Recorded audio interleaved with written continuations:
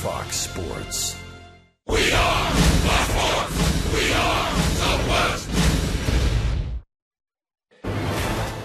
After 2 games, this series has been as tight as the playoffs. Your Rangers struck first in dramatic fashion with a come-from-behind walk-off win. In Game 2, it was the A's with the dramatics, coming from behind to win in extra innings. The magic number is at 5, and all eyes are on the ballpark in Arlington as your Rangers look to take one step closer to their 3rd straight West Division title.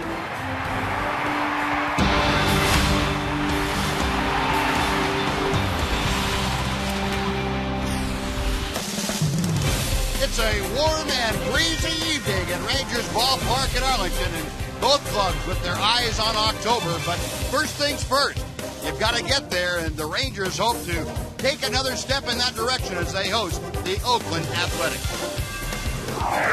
And welcome along, everyone. With Tom Grieve, I'm Steve Busby. Delighted to have you in for what's going to be a big Wednesday night out here at Rangers Ballpark. Rangers and A's going at it for the 3rd game of this 4-game series. And Tom, tonight, a lot riding on the shoulders of the 21-year-old Martin Perez. Yeah, and you don't know what goes through a young player's mind, but he's only 21 years old. He's got to be nervous. We're going to have a big crowd. Nothing's clinched yet. Every game gets bigger and bigger as the days go by. This is only his 5th start. His last start was a little bit of a struggle in Seattle. He threw 80 pitches in 4 innings. But his first start was earlier in the season against Oakland, and he pitched quite well in that start. Overall, I think the Rangers have to be very happy with the way he's held his own in the big leagues. But tonight he's got to do more than hold his own. He's got to go out and win a ball game. Yep, getting down with 8 ball games left. It's time to kick it in gear if you have an extra year to go to it. Ron Washington's club has shown in the past they have that gear.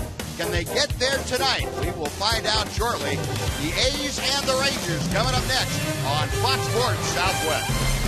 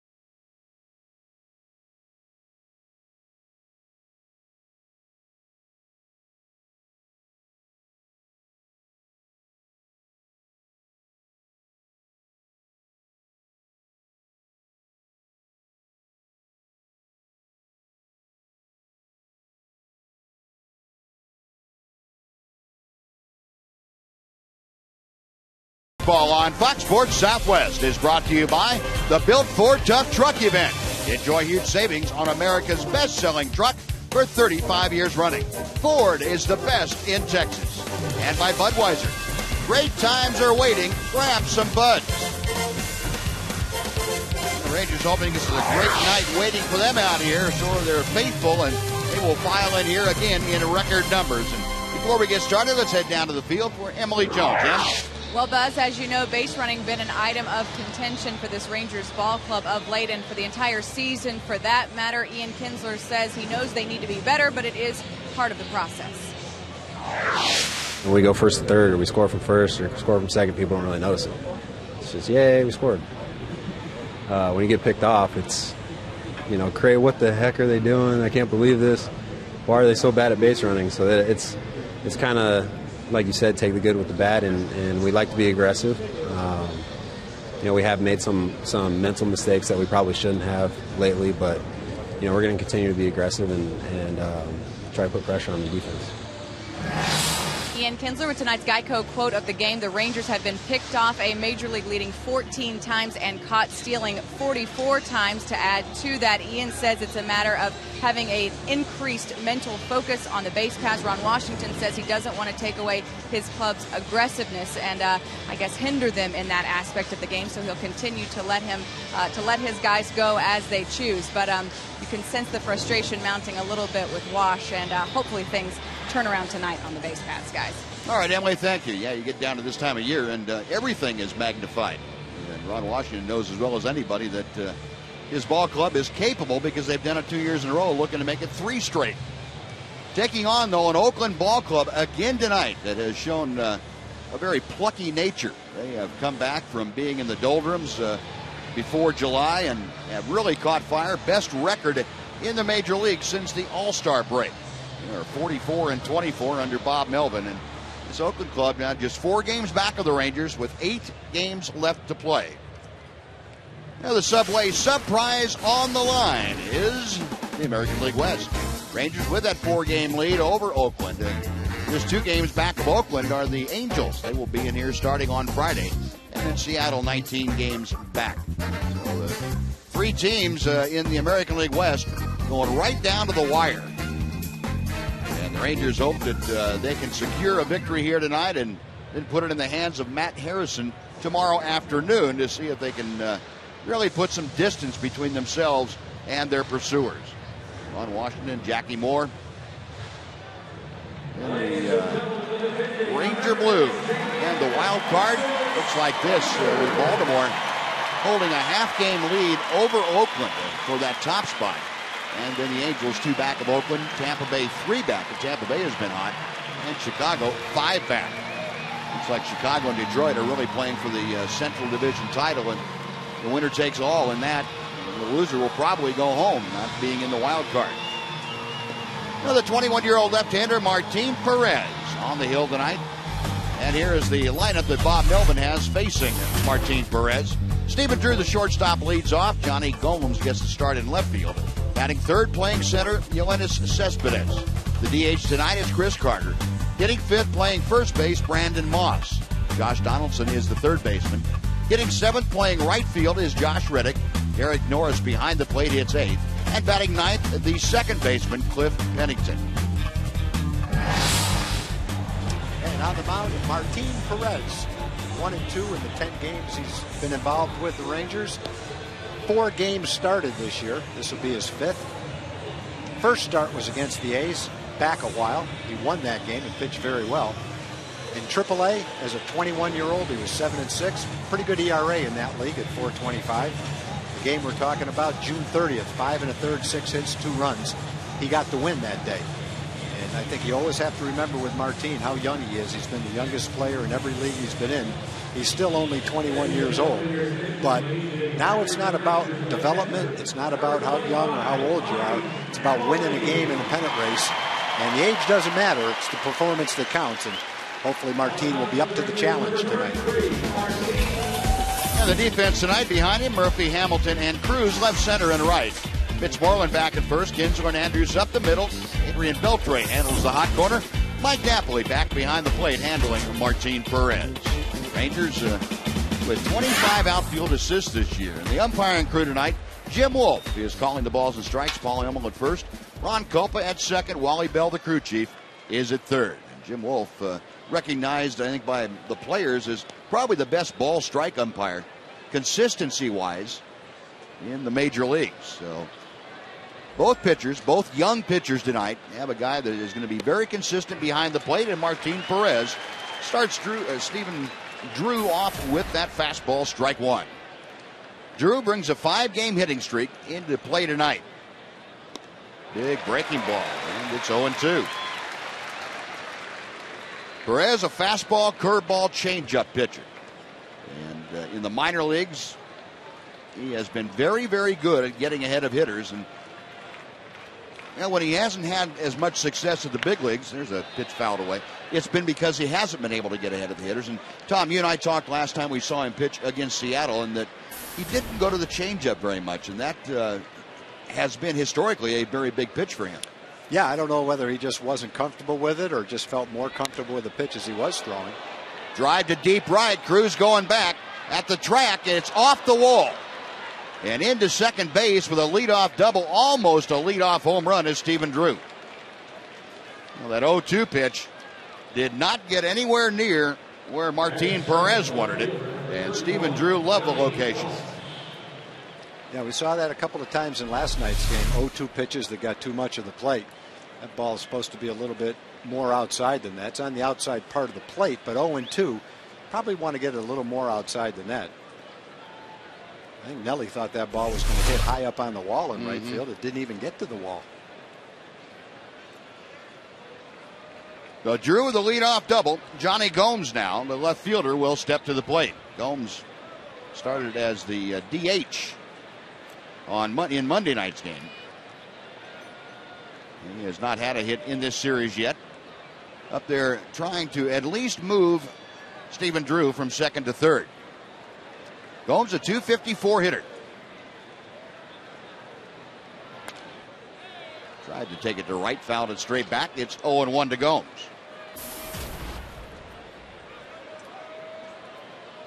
See Gomes in 93 ball games this year, 17 home runs.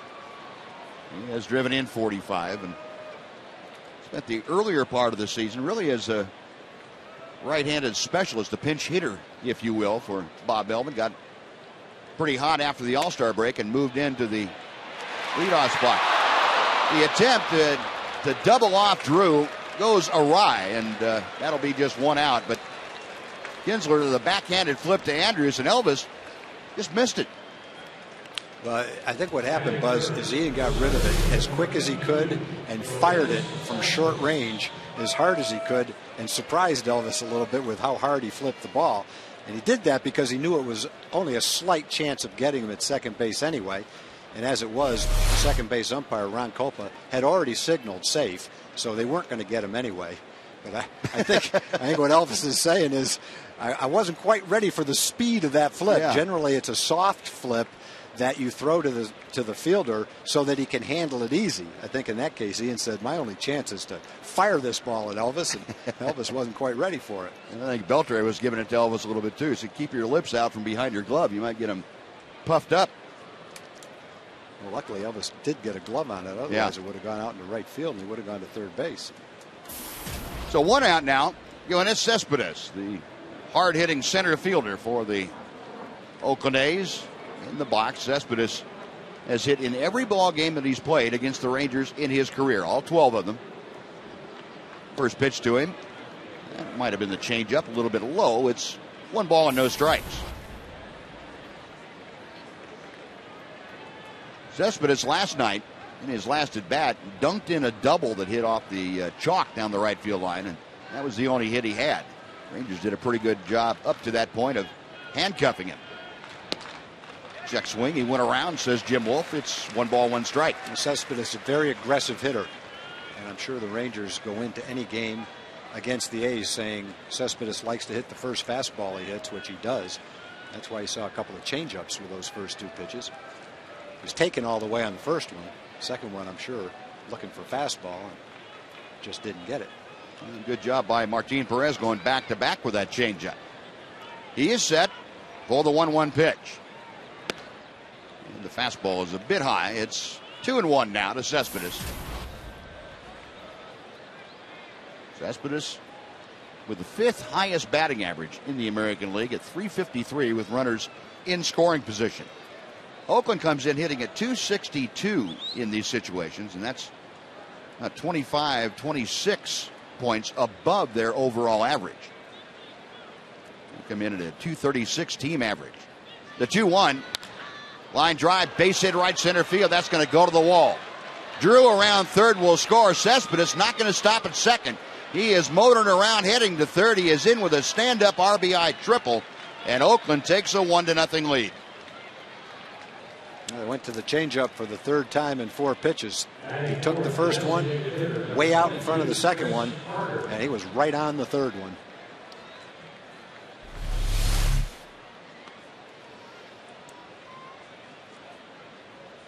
That one definitely didn't fool him. He was on it speed-wise, plus the ball was down the middle of the plate, which Cespedes is too good a hitter to allow that to happen. So a run in. Cespedes now at third with 1 out. And Bob Melvin going out and along with the trainer checking on Yoenis Cespedes. Came up a little bit gimpy going into third base. He had a leg injury earlier in the season that caused him to miss some time. This stage of the season is not the time that the A's would like to see him miss any time. Adrian Beltre offering his medical advice, saying I think you ought to get him out of here.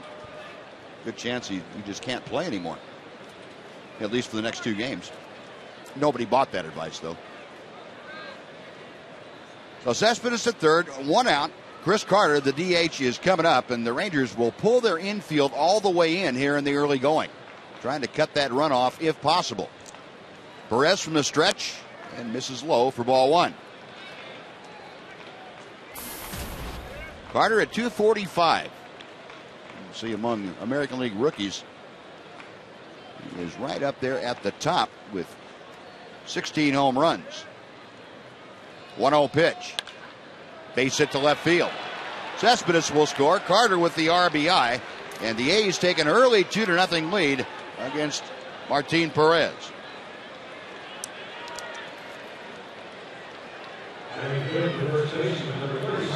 Martin is just getting some pitches up a little bit. They're in the strike zone. A's are swinging pretty well. They just got off to a bad start with Stephen Drew on that 0-2 pitch. Threw the fastball a little bit too much in the strike zone. Drew doubled on it. And struggling to make a pitch right now.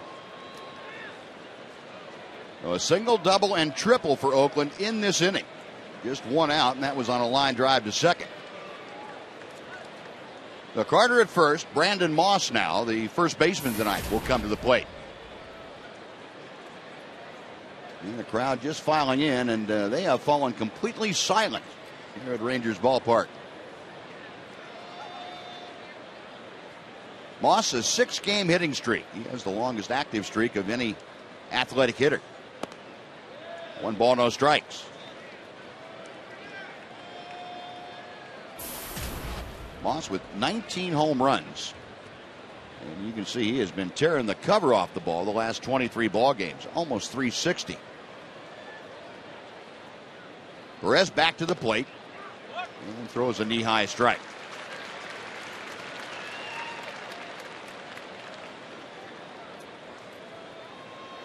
Martin Perez trying to collect himself and keep this to a 2-run inning.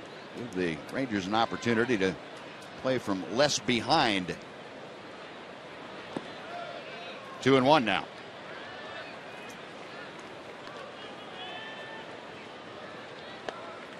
Well, with Darvish missing a start and Scott Feldman starting, as far as bullpen early in the game goes, got Roy Oswalt out there. Yoshinori Tateyama probably the long men today. And what the Rangers would love to see is for Martin to straighten out in the first inning and get it together and pitch deep into the ball game. That's ideally what you're looking for. Hopefully he'll be able to do that. And he has a count of 2 balls and 2 strikes now to Brandon Moss.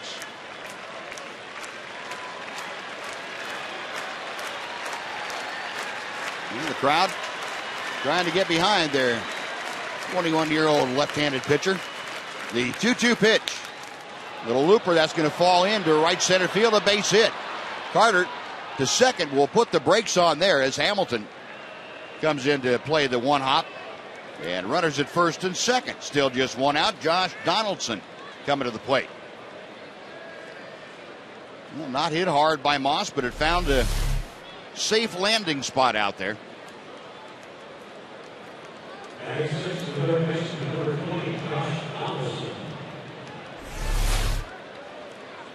A 2-on, 1-out, Adrian Beltre over to offer some advice to Martin Perez, something along the lines of, hey, keep the ball down now and out of the middle of the plate.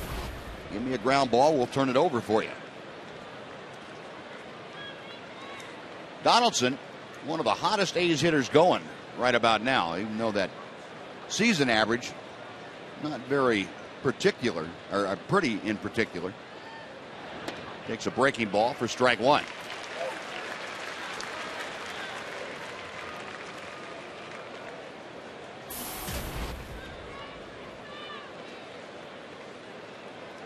Donaldson called back up from AAA in the middle of August. He has hit right at 300 since then. Up the middle and into center field, a base hit. Carter around third. Hamilton has the ball get by him, and that's going to be a problem. Around third coming in to score is Brandon Moss. On to third, and being held there is Josh Donaldson. And shades of last night reversed. Rangers took advantage in the first inning of a Brandon Moss error overrunning a ball to get their 2 runs. Now Hamilton overruns the ball, and that's going to cost at least a run. As the Athletics score 2 more, it's 4-0. Now the ground ball was going to score Carter from second base. It would have been first and second. Instead, the other runner scores, and the batter, Josh Donaldson, ends up on third base. Well, Donaldson gets credit for a single, an RBI, and advancing from first to third on the Hamilton error. And swinging strike one to Josh Reddick.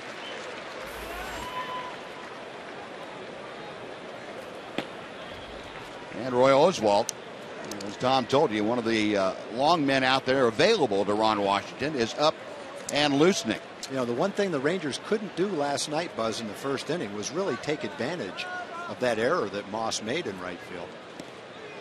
They ended up with a man on third, 2 runs in, and nobody out, and couldn't get another run that inning. And, you know, you don't know what's going to happen when that happens in the first inning, but as it turned out, that extra run looked pretty big by the end of the ball game. Sure did. They couldn't pick it up. So Donaldson at third here with 1 out. Rangers pulling that infield in. Josh Reddick with the 1-1 count is waiting. Foul tip, and it's a ball and 2 strikes. Reddick shaving off the facial hair, trying to change his luck somehow. He's 0 for his last 28 trips to the plate.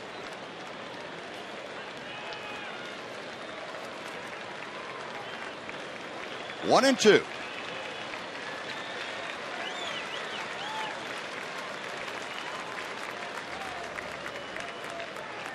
Got him swinging. Make that 0 for 29. First strikeout for Perez. 2 outs. Derek Norris coming up.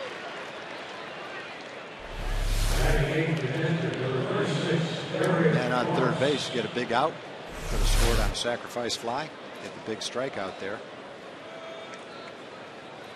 The A's have a young starter, Jared Parker, who's pitching extremely well. So you want to keep it at 4 if it's at all possible.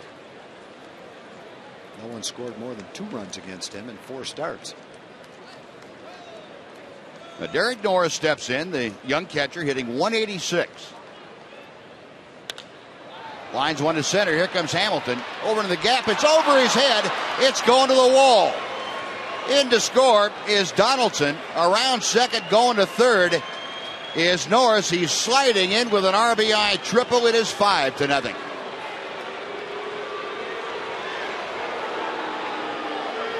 That's something that I've never seen from Josh. He's such a sure-handed outfielder. Very seldom does he miss a ground ball. And he's such a good fielder that very seldom does he misjudge a ball, as he did on that line drive. But obviously the line drive fooled him. It was hit pretty well. Josh comes sideways toward the ball, and the angle that he took allowed the ball to go over his head. Well, with that triple, Ron Washington is going to the mound. That's going to do it for Martin Perez. Roy Oswalt will be summoned here in the first inning to take over on the mound.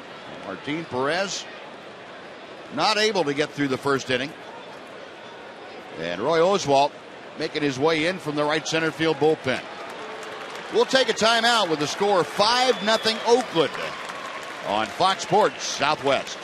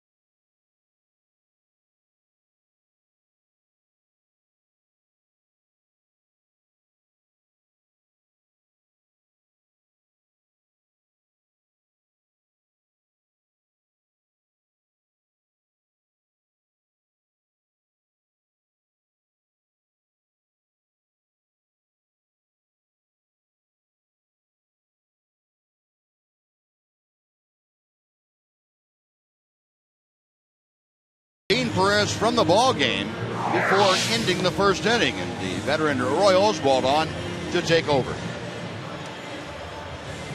Well, Roy's numbers on the season. He had a 2-inning relief appearance the other day that went pretty well for him. Trying to stop the bleeding here, get out of the first inning.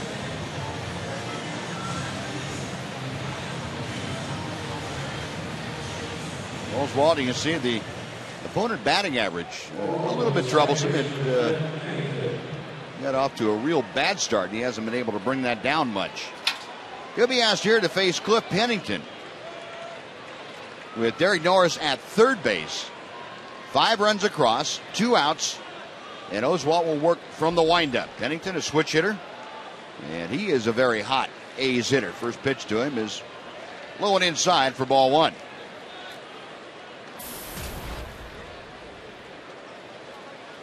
Pennington with that 219 average, but over the last 21 games, he has hit over 300.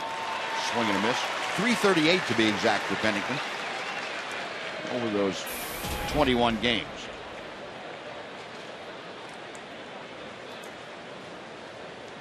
A ball and a strike.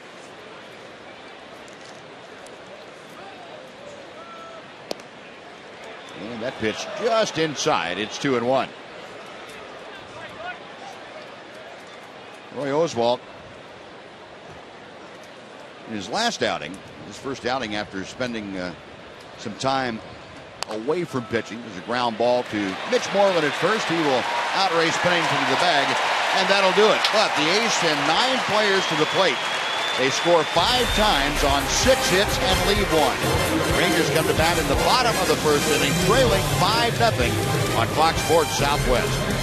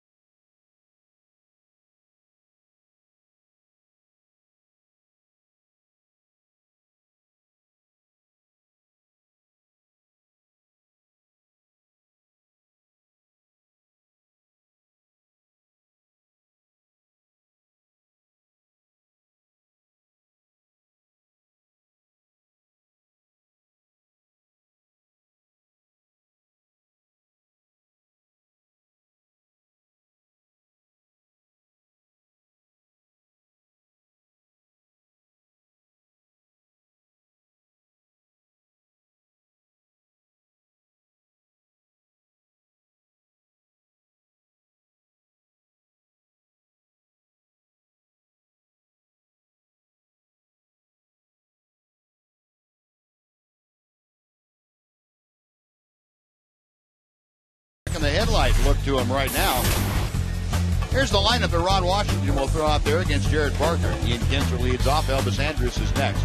Josh Hamilton bats third place center. The third baseman, Adrian Beltre, is the cleanup man.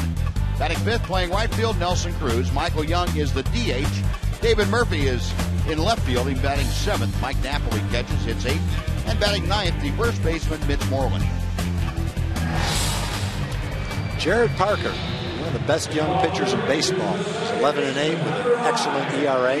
One or fewer runs in 14 of his 28 career starts. 4 September starts, he's 2-1 with a 1.86 ERA. Interesting thing about his 4 starts in September,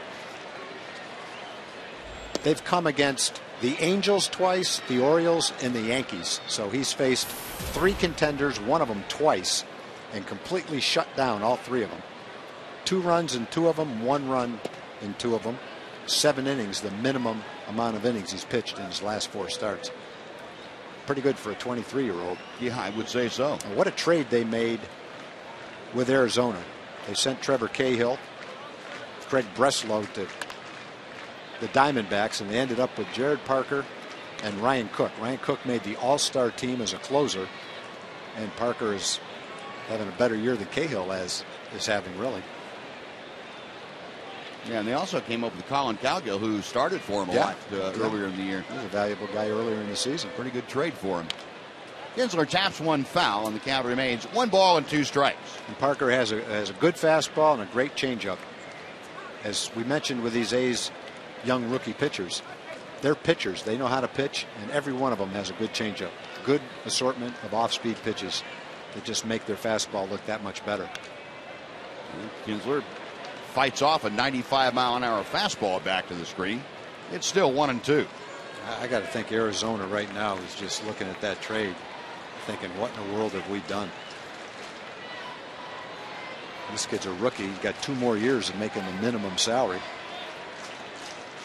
Cahill's already had good enough years to earn a big contract. So bang for the buck is really there for the A's. Parker with a 2-2. That pitch is low, and he unable to work the count back full. He's trying to get aboard. Rangers trying to chip away here in the early going. They trail 5-0. Elvis Andrus waiting in the on-deck circle. Payoff pitch on the way. Hard hit, but pulled foul. That start that Parker had earlier in the year against the Rangers. 1 hit them for 8 shutout innings. Was back on June the 4th. Only hit came in the 8th inning was a Michael Young single. So to give you the matchups, Ranger hitters against Parker, kind of useless. High and inside, ball 4, and Kinsler with the leadoff walk. So the Rangers trying to get something going. Take a look at the Oakland defense tonight behind Jared Parker. Johnny Gomes in left. Jonas Cespedes in center. Josh Reddick in right. Brandon Moss at first, Pennington and Drew up the middle. Josh Donaldson at third, and Derek Norris behind the plate, handling the 23-year-old Indianan, Jared Parker. Parker, in the 4 September starts that he's had, has thrown 29 innings. Coming into today's ball game and walked 3 in 29 innings.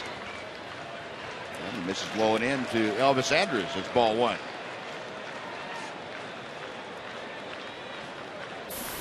Elvis at 288. You see he's fallen off a bit in the last couple of weeks. Last 9 ball games specifically there at 162. A 1-0 pitch to him. That is a strike. That will even things out.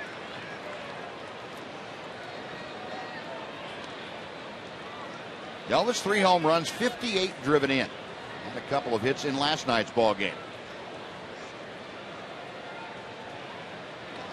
Snap throw to first, and Ian back with a dive.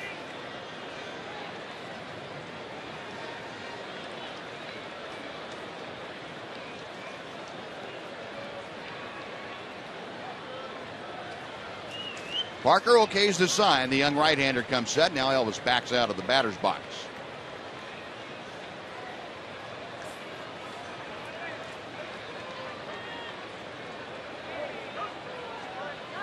1-1. Changeup up and in, and Elvis looked like he was thinking about taking it for the team, but ball wouldn't graze off of his arm. Count moves to 2-1. Kinsler drew a leadoff walk. He is at first base.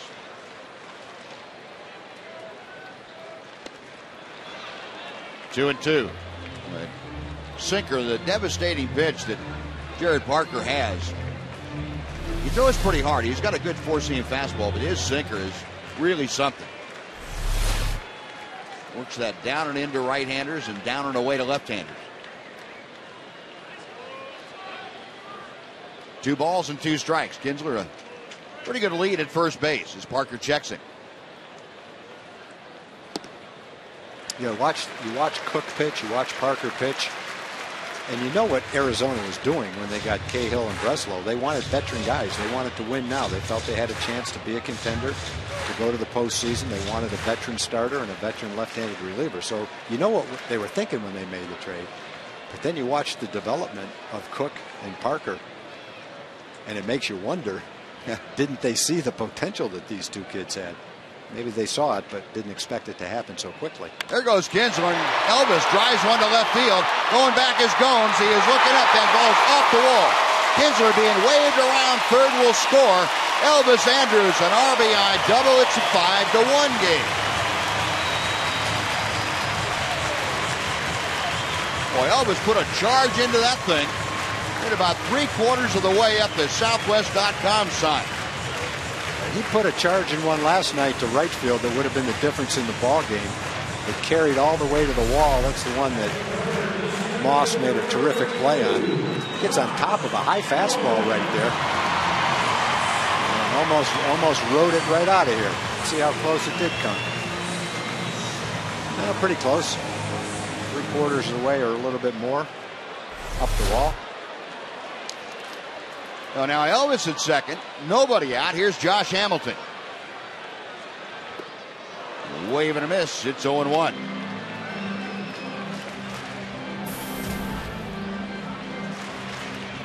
See the numbers for Josh in 140 games this year. 288.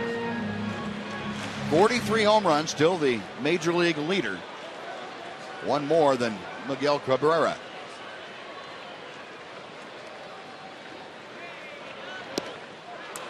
Oh, 0-2.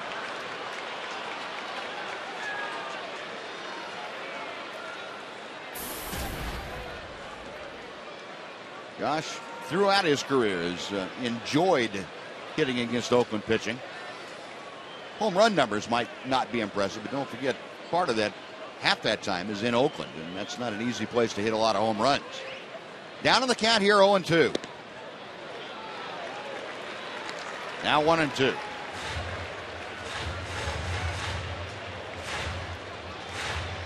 Hamilton, a 2-hit night last night.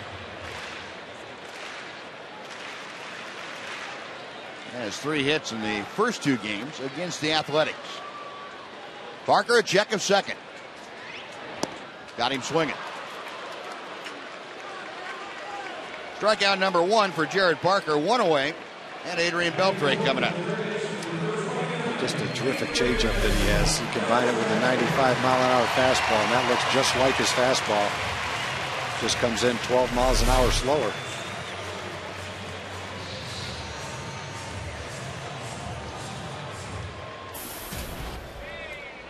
Well, here's Beltre at .315 average.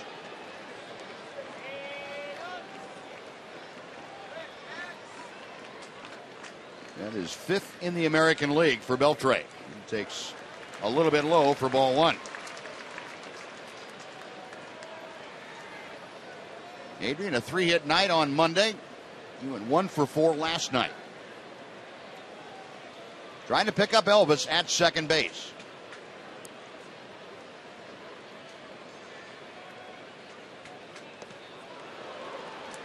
One ball and 1 strike. Now, that's the thing about Parker. He will throw that changeup to either a right-hander or a left-hander. Doesn't matter who's up there. I've never understood that theory that you can't do that. Lefty to lefty, righty to righty. Part of the problem was, Tom, that a lot of right-handers couldn't get the changeup outside to right-handers. It would tail back to the middle of the plate, and they felt that was not as good a pitch. Yeah. And at least that was the thinking. Yeah, and I'm sure that's the same lefty to lefty. Yeah. Maybe the location, but if you've got a changeup like this, the change of speed is going to get the job done. Yeah. Not that you can throw it right down the middle of the plate, but. Beltre is swinging a miss on a good fastball, and count moves to 2-2. Adrian, 35 home runs, 98 RBI.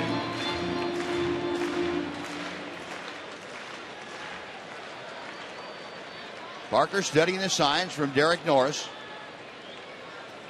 Long look in. Now the right-hander's ready. Adrian loops one to right field. In a hurry is Reddick and makes the catch on the run. Almost overran it. And fires it back into the infield. And Beltre just reaching out and poking one that really had some good carry to it. Yeah, if he got that up in there, would have carried right out of it. Really right on the sweet part of the bat.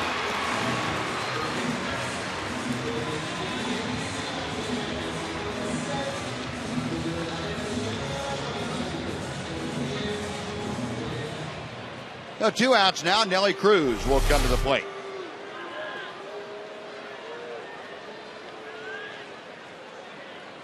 Nelson in a real nice ceremony prior to the game. He takes the first pitch, a hack at it, and doesn't get it. Cruz bought a fire truck for his hometown down in the Dominican Republic. Also donated an ambulance to a neighboring city. And Nelly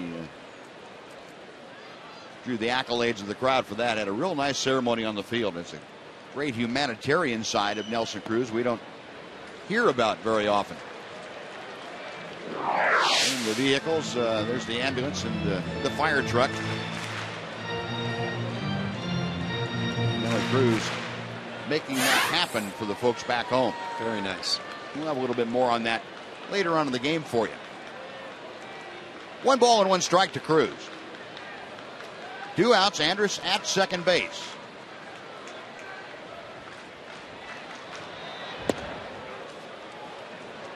A slider to the outside corner. It is 1-2. Nelly again riding that roller coaster. He had been hot for about 16 or 17 games, and you see what's happened in the last few.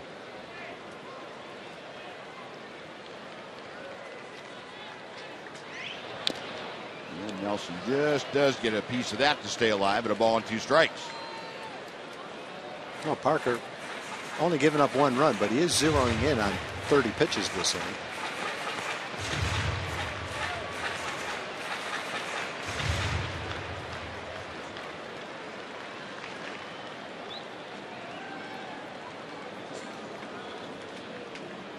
Norris giving the series of signs with Elvis out there at second base.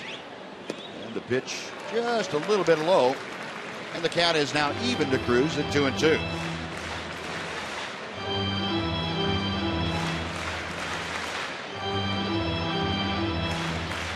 Nelly heading out of that wide open stance against the 23-year-old right-hander Jared Parker.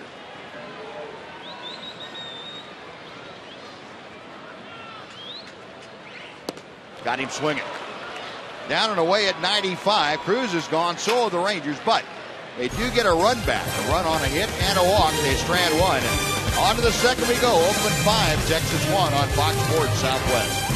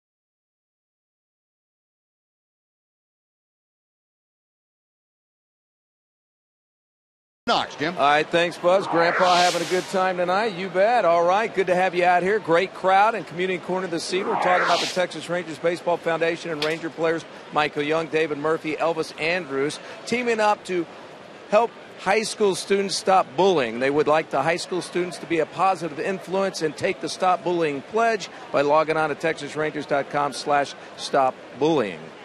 Buzz? All right, Jim, thank you. Roy Oswalt goes to work to the top of the order. Stephen Drew, he takes low for ball one. Drew started that mess in the first inning by doubling off the right field wall on an 0-2 pitch against Martin Perez. Pitch inside. It's 2 balls and no strikes now to Drew.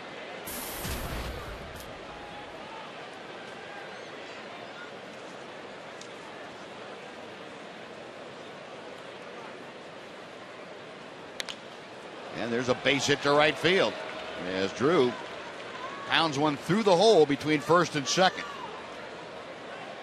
Well, Drew now 9 for 26 in his career against Roy Oswalt. He is aboard again to start the inning. And to bring up Johnny Gomes.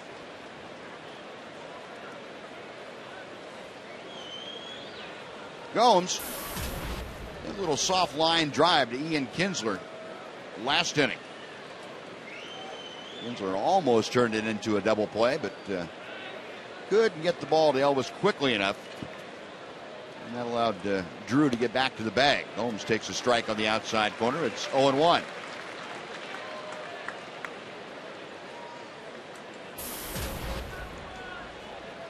Gomes, you can see, much better against left-handed pitchers. Averages and home run totals, RBI totals. Takes strike 2 from Oswalt.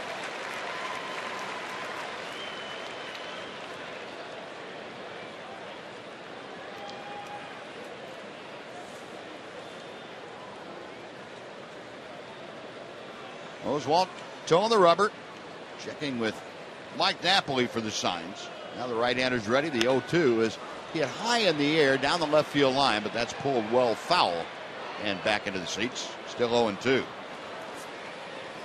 Wilmer Font, right-hander, loosening in the Ranger bullpen. Oswalt worked a couple of innings here on Monday night. And if you're on Washington, you can't go to the key guys early in the game.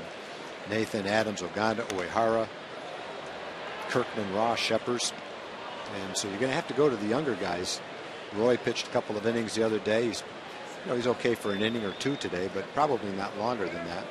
And then you've got other guys out there like Tadayama, Grimm, Font that are probably going to get some work today. Mm-hmm. Again, the 0-2, and that's hammered foul, that hanging breaking ball. So even though it's a 5-1 game, there's a lot of baseball left to be played, and the innings they pitch can be very important.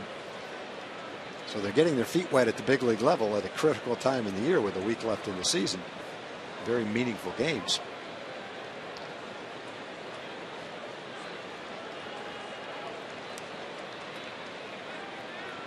Oswalt okays the sign and comes set. Looper hit the left center field in a hurry as Murphy's got to hold up, play it on a hop. It's a base hit. And the A's now have runners at first and second with nobody out. In the second for Yoenis Cespedes. 8 hits now, an inning plus 2 hitters for Oakland. And one of those nights where they've hit a lot of balls hard, they've hit a couple softly, and everything is finding the right hole for Oakland here in the early going. Yep, that's for sure. Cespedes got down on the count, a couple of strikes to Martin Perez first time up, and smoked a changeup to right center field, went all the way to the wall, and he ended up at third base with an RBI triple.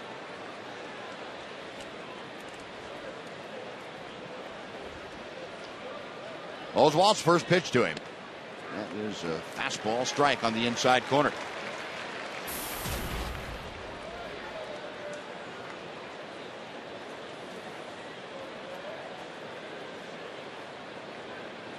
Cespedes, as you look at that 314 average over the last 2 weeks, also on a pretty good roller coaster. That's pretty healthy, a rip and a miss by Cespedes.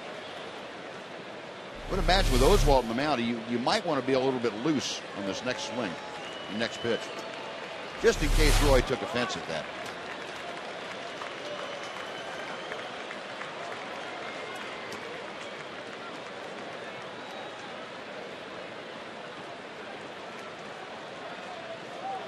Oswalt on check of the runners.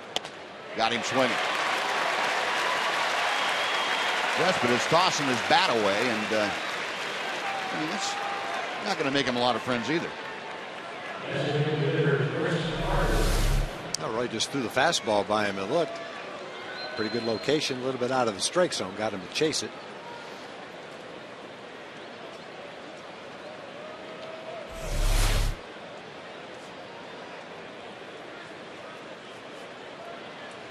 The one out.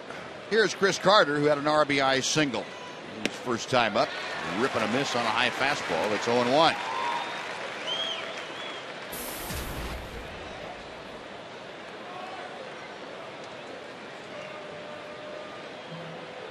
Carter, as you can see now, with 39 RBI for the season.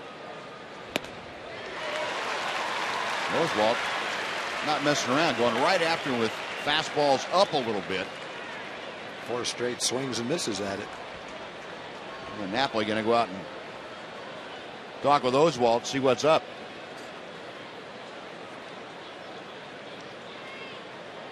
Hey, Roy, you want to stay with that? Or, yeah, well, why not? They're not hitting it.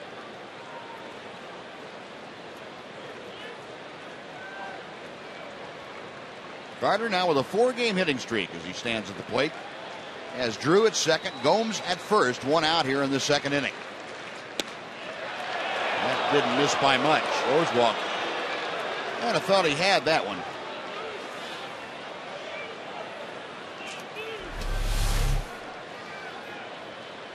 Definitely hit Napoli's glove. Yeah. But look at the box tracks, and Nap's glove might have been a couple of inches outside.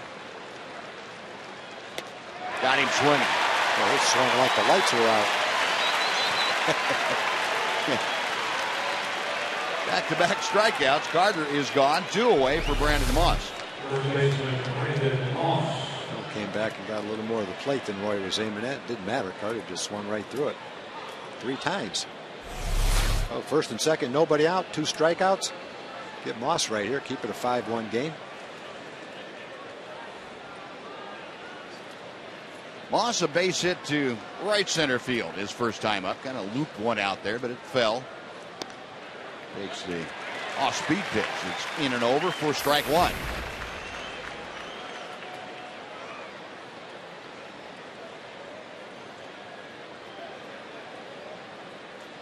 Moss now a 7-game hitting streak going. He has been pretty much on fire for Oakland. Pitch high and away as Roy kind of stumbled coming off the mound. Moss probably made the Mike Maddox going to go out and make sure Oswalt's okay. Kind of an awkward landing and maybe a little bit off balance. And Mike Maddox, you can see, asking Oswalt questions about if he was okay. And Roy said, yeah, I'm fine. Not a problem.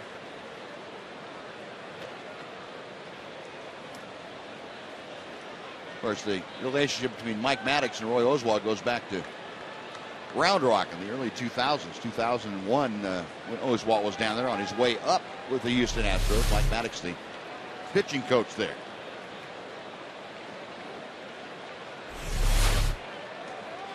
Set to go, the 1-1 pitch. Fouled away to the left.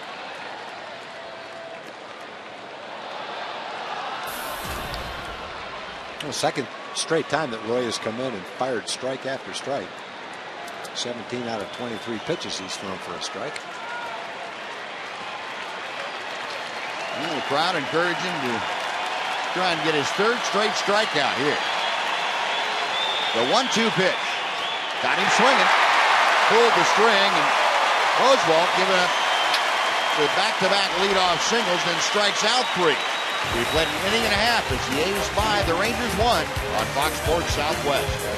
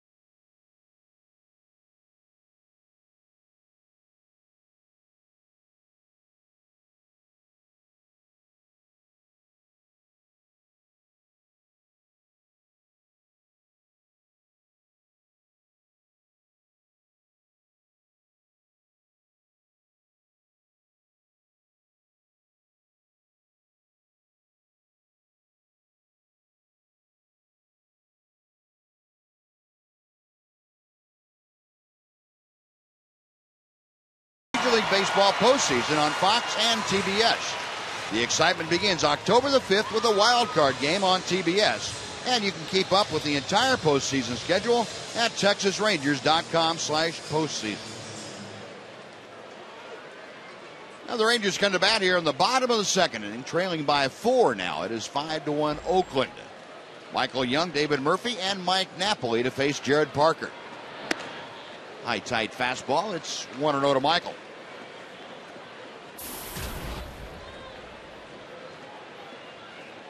Young with the offensive numbers rising. Hits this one to left field. It's sinking and in front of Johnny Gomes for a base hit. Michael Young, a leadoff single. And now the Rangers have more hits against Jared Parker, an inning plus a hitter than they had in 8 innings last time they faced him. Michael Young has had a hit in each of his last 2 at-bats against Parker. He's probably saying, hey guys, what's the big deal about him? Here's David Murphy. 308 average, good for 8th in the American League. Jerks that first fastball foul. It's 0-1. Murph with the 14 home runs, 58 RBI.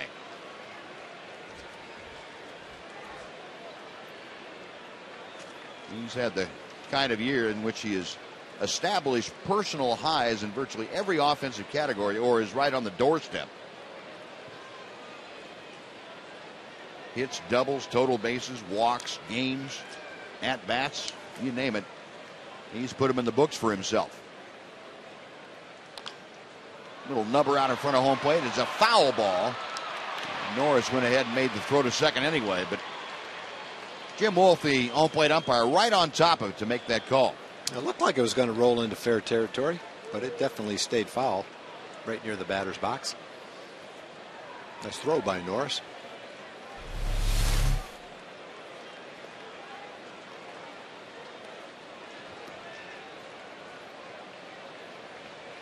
Well, the count moves to no balls and 2 strikes.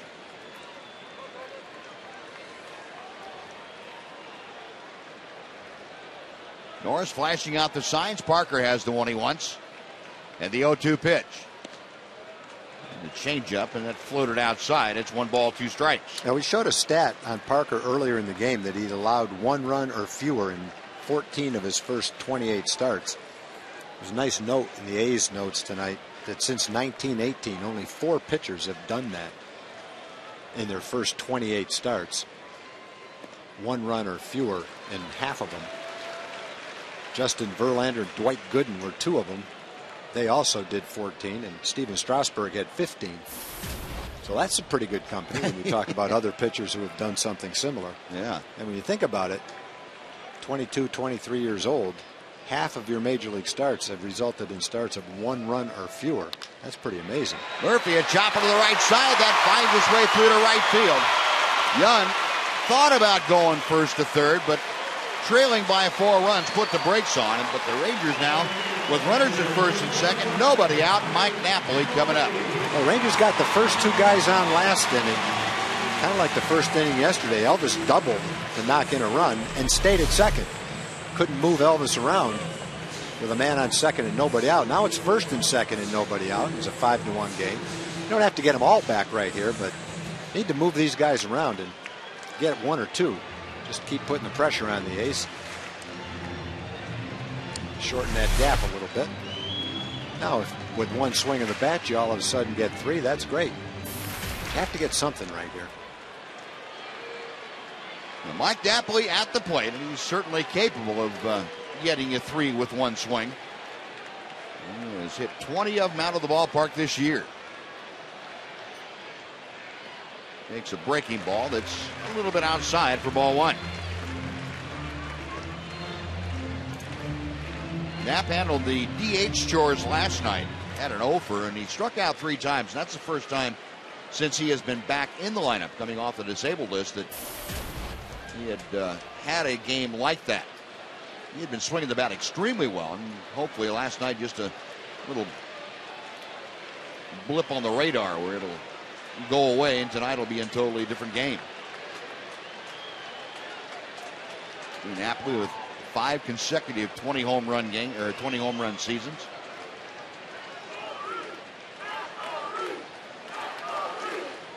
One ball, no strike. Fans trying to get the Napoli chant going. Great crowd again on hand here tonight. Parker ready. The 1-0 pitch. 1-1.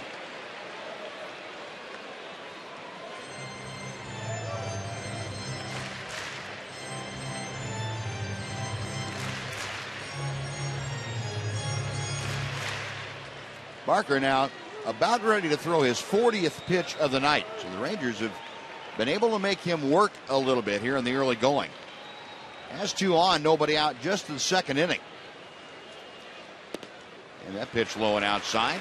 It is 2-1. Napoli getting 269 since being activated from the DL. That was back on the 15th of the month. And the pitch got up to 40 now for him, 68% fastballs. Parker, a check of the runners. And the 2-1. That's low and outside. 3 balls and a strike. Well, with a 5-1 game, you've got to make sure he throws you a good pitch to him right here. Work the count. Youngsters struggling out there, throwing a lot of pitches, having a hard time throwing strikes. One thing you say to yourself is, if it's a borderline pitch, let it go. If it's right where I want it, fine, let it fly. 3 balls, 1 strike. Crowd getting energized. And Parker back to the plate. That's low, ball 4. It loads him up for Mitch Moreland. Second walk of the game issued by Jared Parker. And that's going to draw a visit from Kurt Young, the pitching coach.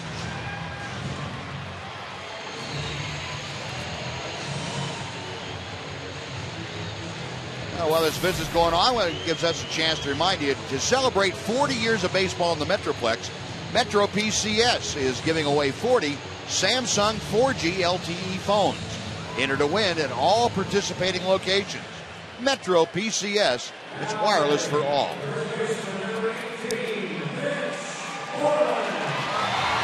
Well, Kurt Young back to the dugout. The A's infield back to their positions. Mitch Moreland coming to the plate.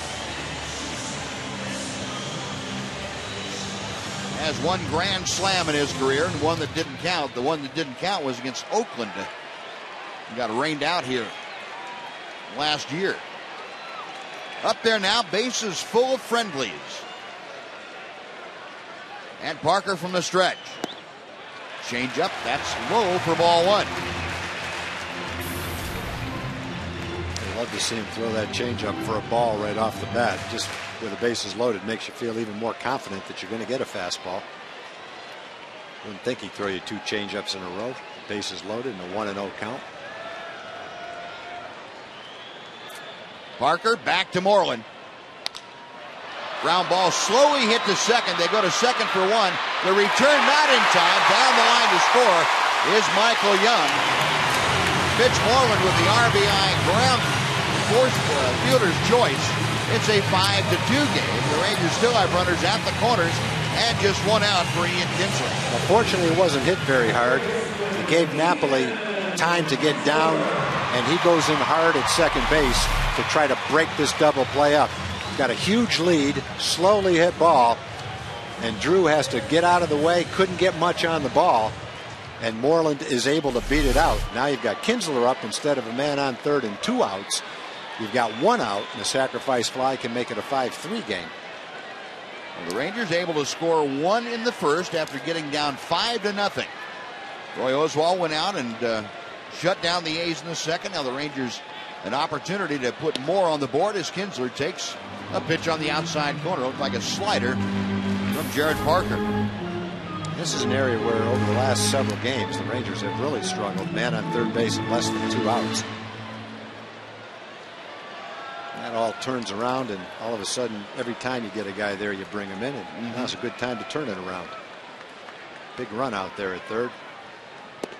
0-1 pitch is low. That evens the count to Ian. Kinsler walked his first time up there. Came around to score on the double by Andrus. You see 55% of the time Kinsler has been successful doing exactly what Tom told you about. Murphy at third. Moreland at first. And Parker set.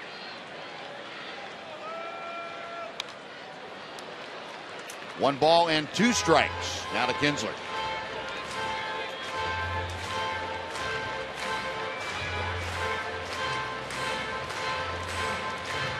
Ian 3 out of 8 in this series. He brings in a 4-game hitting streak. He was hit just below 300 over those 4 games.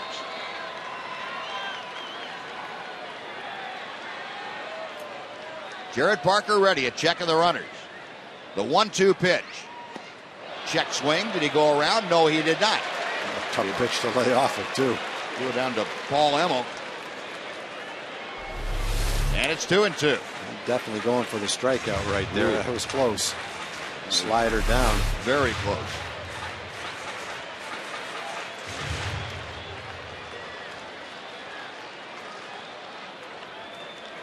Kinsler waiting. Murphy away from third. Moreland away from first. Parker ready to work. And the 2-2 pitch. Pulled foul by Kinsler. It looked like it went right between his legs after he fouled it off. And the count remains even. Ian having a good year here at home, hitting .301. But boy, away from the Rangers ballpark in Arlington, hitting just .225. Fortunately, the game's here tonight. Toss to first, Moreland back easily.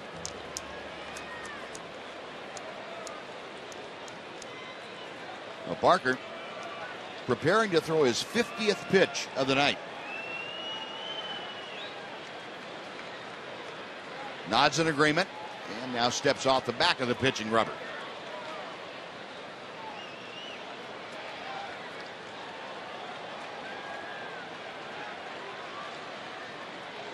To Kinsler comes the pitch. Check swing, the changeup inside. And the count has gone full. Twice now Kinsler's gotten down on the count. First time he worked a walk. We'll see what happens here. Kinsler to be followed by Elvis Andrus, who already has an RBI double tonight. Moreland getting his lead from first. We'll see if he's turned loose on 3-2. He's not going anywhere, and Kinsler hits one high in the air down the right field line. That will twist foul and out of play. And we'll come back and try it again.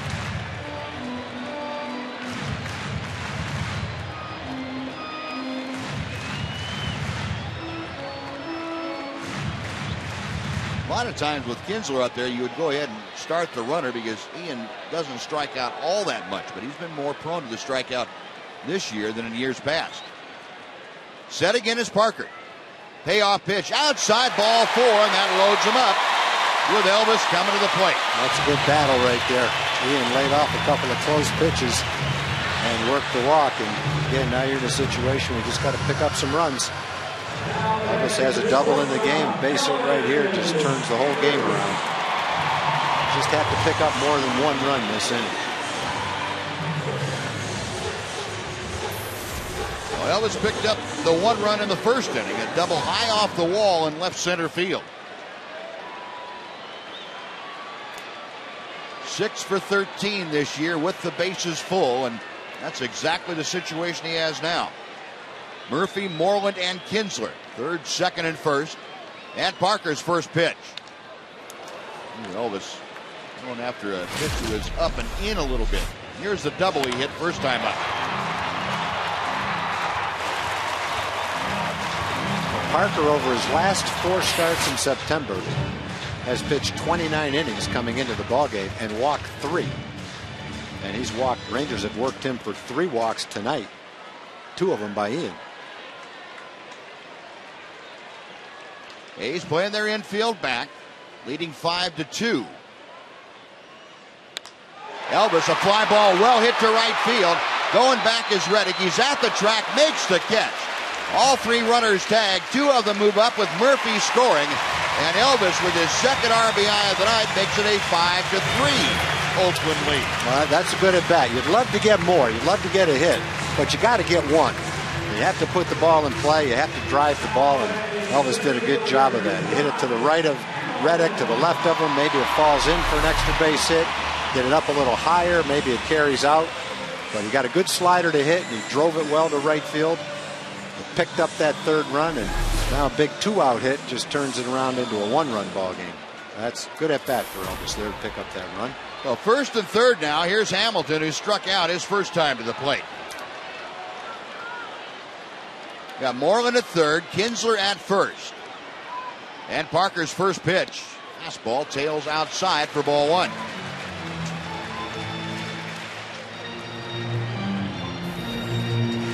Evan Scribner, the right-hander, up and throwing in the A's bullpen. He got the win last night in late relief. 1-0 pitch coming. Instead, it's a bluff to third and looking back to first, but nobody going anywhere.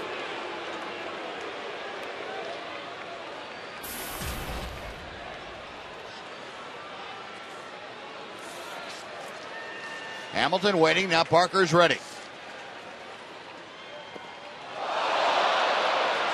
Swing and a miss, and that bat in fair territory, which is unusual, but that's the first time we've seen Josh lose the grip on his bat in, about 2 months? I was going to say a couple of months. Yep, he went to that, some kind of a super adhesive that he puts on the bat. It pretty much glues his batting gloves to the bat.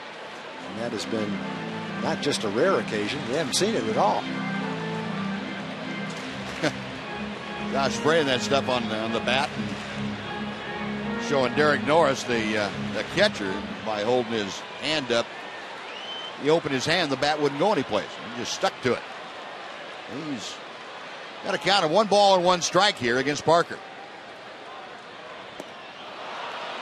Swing and a miss at the changeup. It's 1-2.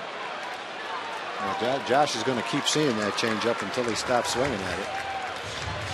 Parker's got to be crazy if he throws in anything other than this pitch with 1 ball and 2 strikes. Can't be over anxious here. You have to understand that he's trying not to give you a good pitch to hit. Yeah, he's trying not to throw you a strike. Not going to throw you a strike. And easy for us to say up here. Yep. Tough to implement it down there. Another changeup. That's low and outside. It's 2 balls and 2 strikes. It's amazing when you have no adrenaline flowing and your heartbeat is normal and you have nothing invested in the game other than your time up here in the booth. How easy it is to hit. That's right. And pitch. Yep, a little bit different when you're down there. And we recognize that. Barker, a check of the runners. The 2-2 pitch. Swing and a miss, and Hamilton's gone for the second time tonight. But the Rangers come up with a pair. They get 2 runs on 2 hits, a couple of walks, and strand 2. We're going to the third. A's 5, Rangers 3 on Fox Sports Southwest.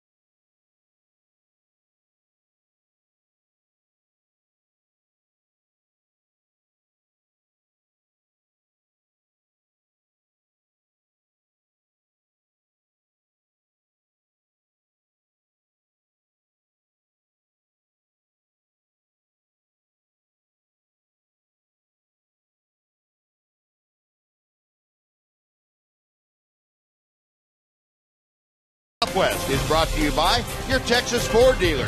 Head to your Texas Ford dealer and drive the best in Texas. And by AT&T, the nation's largest 4G network. AT&T, rethink possible. The Rangers clawing back with 3 runs in the first 2 innings. They now trail 5-3, and the big right-hander Wilmer Font is on. 22-year-old out of La Guaira, Venezuela. You see Wilmer had that one outing against the Angels, had just 1 walk in that 1 inning of work.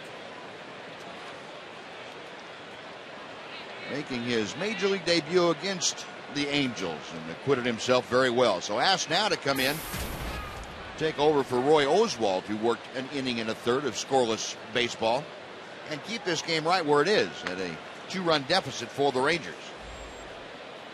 Josh Donaldson will lead things off, and Font's first pitch is low and outside for ball 1.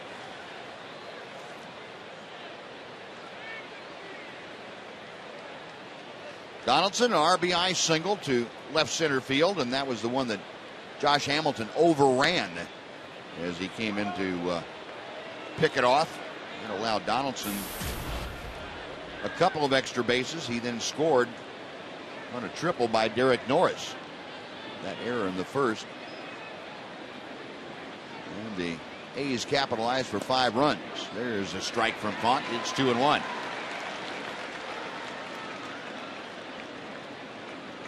Wilmer Font, a big guy, listed at 6'4", 210 pounds, and he might be a little taller and bigger than that. He's a big guy. Got a good arm.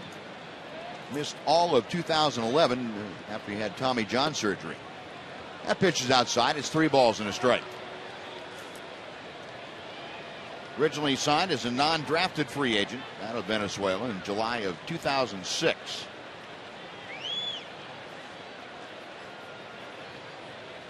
(3-1) pitch. Fouled back by Donaldson.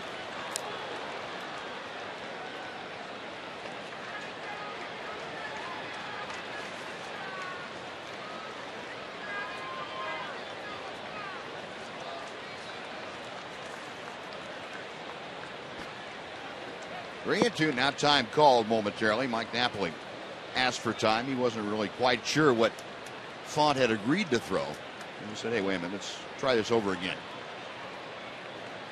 Now we're set. And the payoff pitch. Fouled away to the right. Font this year had a couple of stops in the Rangers system. Myrtle Beach, the high A team, and also at Frisco, which is double A. Came up to Frisco on August the 1st. Now in the big leagues in a crucial game. And ball 4 is outside to Donaldson. And the Athletics again with their leadoff man aboard. He has been aboard in all 3 innings so far.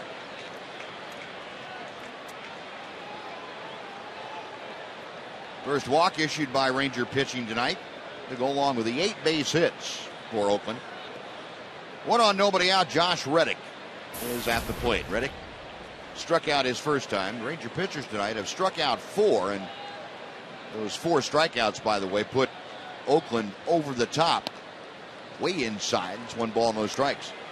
As far as setting a new American League standard for team strikeouts, Tanner Shepard's getting ready in a hurry out of the bullpen as Mike Maddox headed out there to talk to Wilmer Font. Now, strikeouts wise, the A's came in with 1,322 strikeouts as a team, and that was just 2 shy of the Tampa Bay record set in 2007. And you have had 4 tonight, and that establishes a new American League mark for batter futility.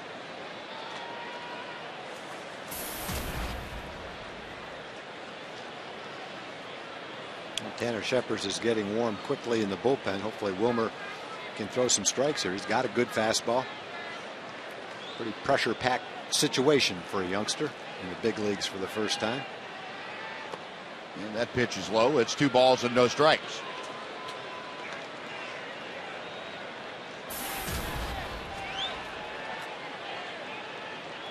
Reddick, after that strikeout, now 0 for 29. That is his longest hitless streak of his career.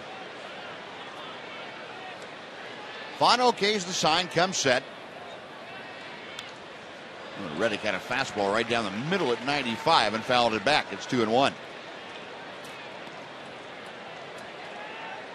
Well, that's got to wear on your mind and on your soul. Again, 0 for 29. I can't imagine what that'd be like for a hitter. Well, the good part is he put up 29 home runs before it happened, yeah. So he's got a little bit of a track record to fall back on when he comes out of it. And that pitch inside, 3 balls and a strike.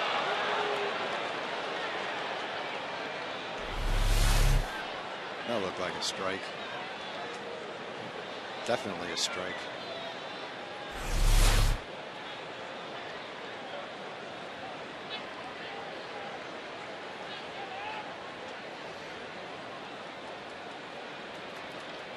Font again comes set. And throws the first, a low throw, and it's knocked down by Mitch Moreland. Good play to keep that ball in the area.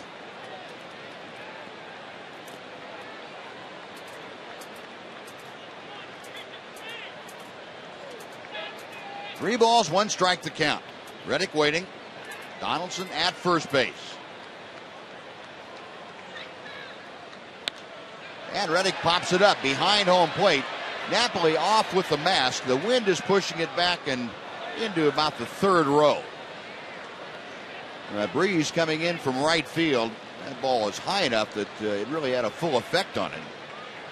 Pushed it back into the seats. And that runs the count full to Reddick.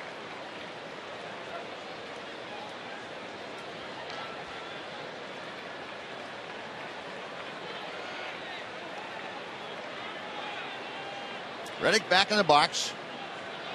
Font leaning in for the sign. Right-hander okays it. And the payoff pitch. High ball 4. Back-to-back walks, and I would guess that would probably be about it for Wilmer Font.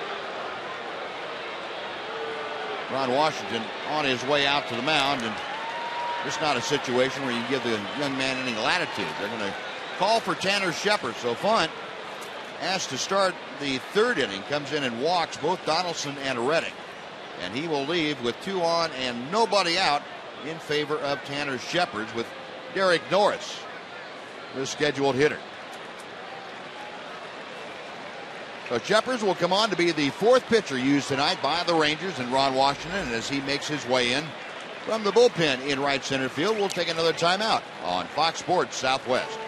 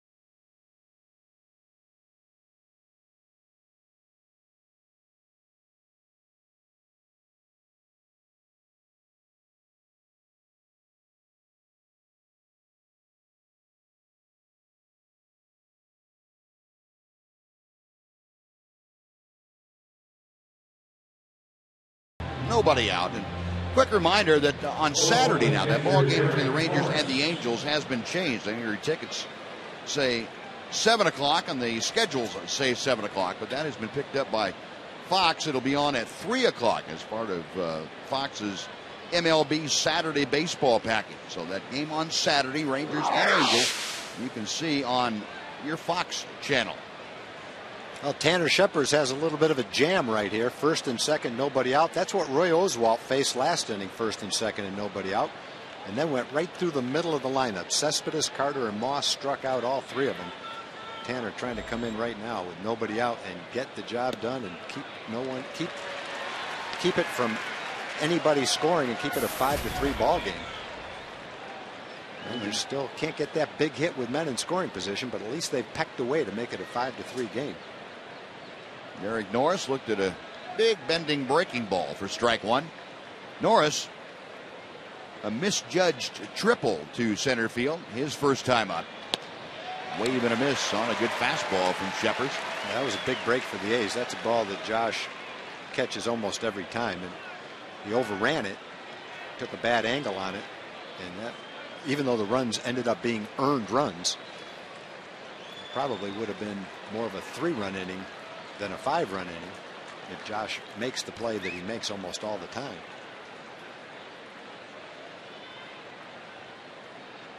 Scheppers, a couple of looks back to second. The 0-2 pitch. Breaking ball got him swinging. A good hook by Tanner Scheppers to get the strikeout. One away. And Cliff Pennington coming up.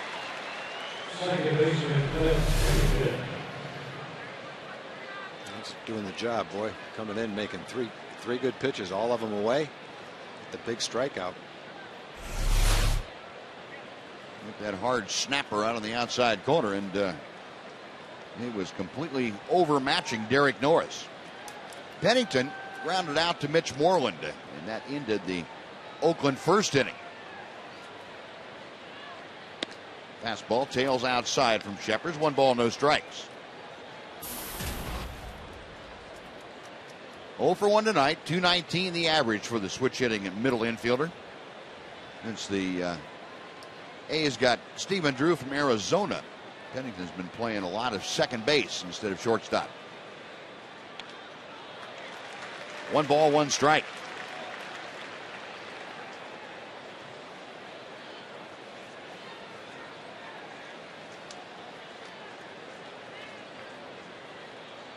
Not only has Pennington been productive as far as his batting average goes, we mentioned the .338 average over 21 games. He's also scored 12 times and driven in 10. He is a guy that was not noted for his offense and having a very good second half offensively. Fastball, call strike, inside corner. It's 1-2.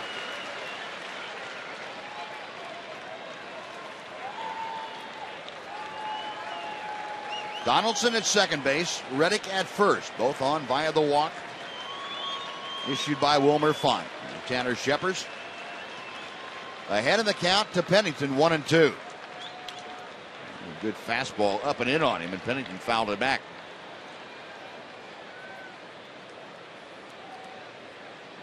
Pennington, see how much of a difference it was. First 80 games that he played, he hit 197. And since he has come back off the disabled list on August the 7th, hit 274. And that includes this latest streak where he has just been on fire. A breaking ball slipping out of Scheppers' hands. That evens the count to Pennington at 2-2, and it draws a visit from Mike Napoli. Probably a visit to tell Scheppers that Knapp saw something different in his mechanics about working downhill, something along those lines. That's where a catcher is really valuable for a pitcher, if he knows your buzzwords, what you focus on as your keys mechanically. He can get the right one to you at the right time. It'll straighten things out fast. Chopper foul by Pennington. He's hanging tough. The count remains 2-2.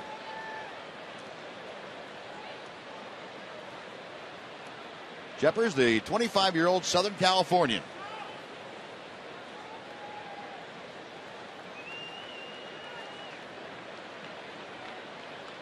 As the sign he wants from Napoli, a check. And now the pitch. High changeup, got away with it. Looked like it was probably high enough to where he wouldn't get hurt with it. Yeah. If that's down about 3 or 4 inches, he may not get that one back. So still 2-2.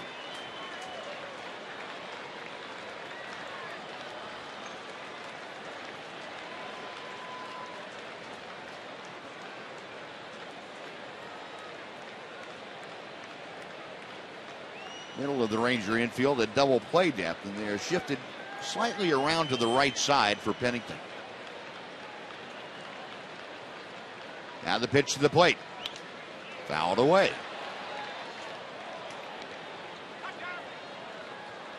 You know, and we can see why in this series, the first 2 games plus tonight, this Oakland team sees more pitches per plate appearance than anybody. They foul off more pitches and to a man than anybody I've seen.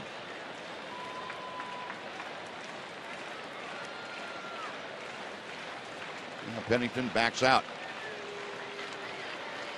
Shepard's getting ready to make the 9th pitch of this at bat to Pennington. Right-hander's ready. On the way. And the breaking ball hangs high and outside. The count is full.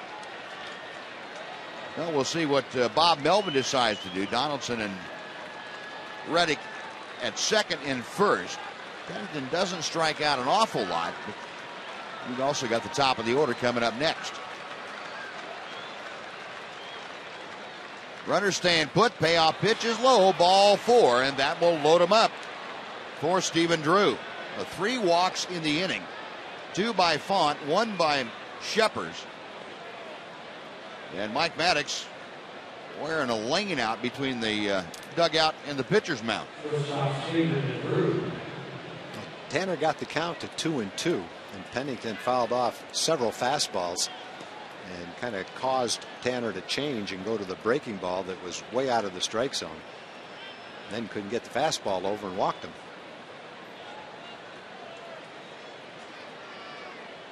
And Mike Maddox, that familiar pose with the right hand on the right shoulder of his hurler, and Mike Napoli listening in. Stephen Drew at the plate tonight is 2 for 2, a double and a single. He has scored a run. Up there now with the bases loaded. With 1 out, the Rangers will play the infield back. They'll look for the double play. A 5-3 ball game. Tanner Shepard's trying to keep it right there, facing Drew.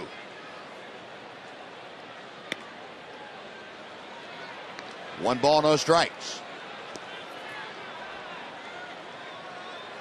And the crowd, understandably, getting a little bit restless with each successive pitch out of the strike zone.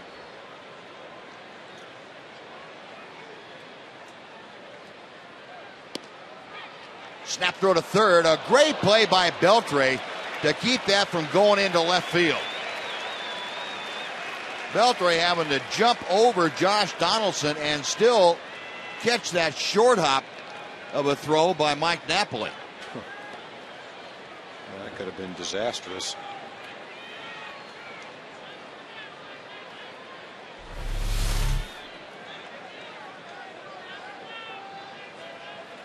Yeah, you notice he didn't just block it. That ball went right in the pocket of his glove, too.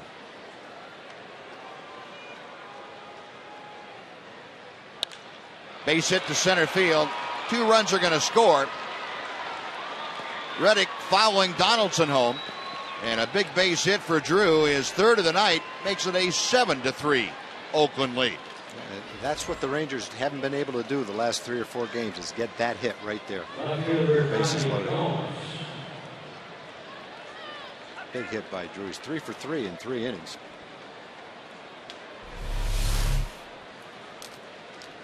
Behind in the count. Well, even in the count. Fastball out over the plate. Yeah, nice swing and a nice hit.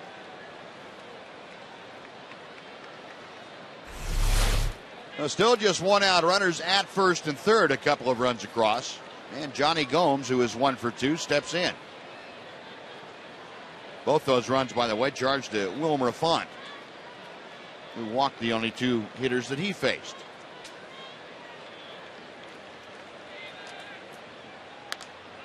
And The first pitch is popped up on the infield. Mitch Moreland, the first baseman, backing up a couple of steps, makes the grab. That's out number 2.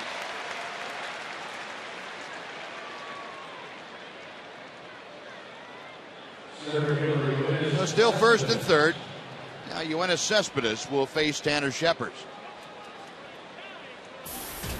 Cespedes, the RBI triple in the first inning. That accounted for his 78th RBI of the year, and that is second on the A's team to Josh Reddick, who has 79.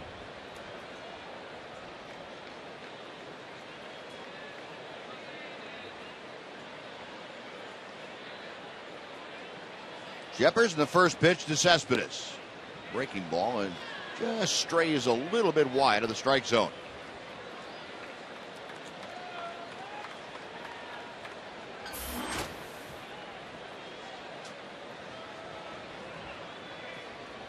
Cespedes, a powerfully built right-handed hitter, takes a knee-high strike, and it's 1-1. Talking last time that Cespedes was up there about the roller coaster he'd been on. Since August 4th, he's hit 256 in 47 games. Over the first 29 games of the season, he batted 236. In the middle, 45 games, he had 359. He has been up and down and up and down.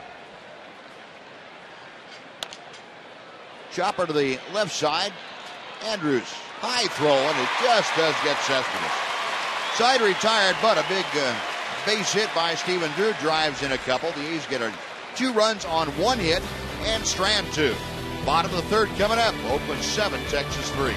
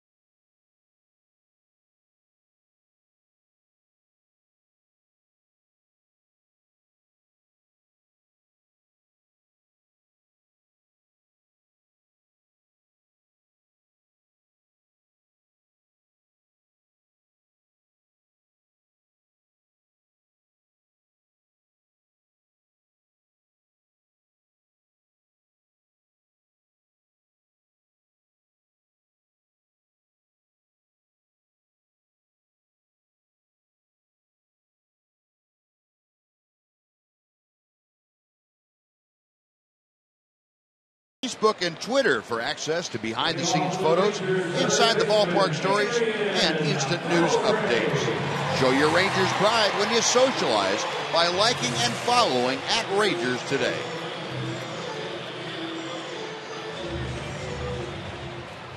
Now, Oakland, a couple of big runs that they got back in the top of the third inning. They now are leading by 4 once again. And Adrian Beltre to start things off. Beltre, Cruz, and Young to face Jared Parker. Parker about ready to throw his 60th pitch of the night. And he hits the outside corner with a fastball. It's 0-1 to Adrian. Beltre lined to right field his first time up.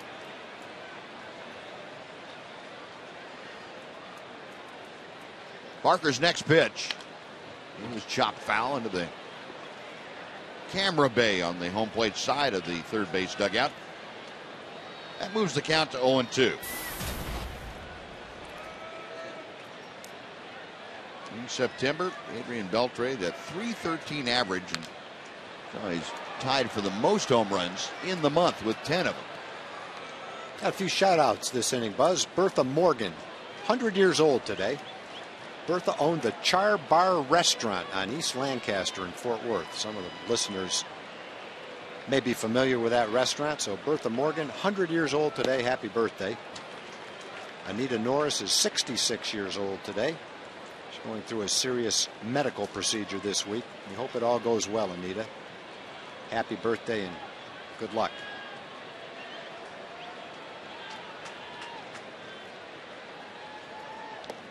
Beltre, a wave and a miss. He has gone on strikes. Strikeout number 4 for Jared Parker. Now let's head back to our Fox Sports Southwest studios for a Mazda game break with Rick Renner. Rick?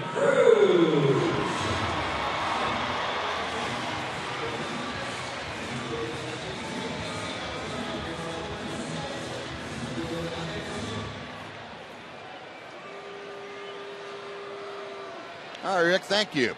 You couple that with the Yankees winning, and things will stay even, or stay as they were, I should say, against the East. Here's the wild card outlook right now, with Baltimore a half game ahead of these Oakland A's.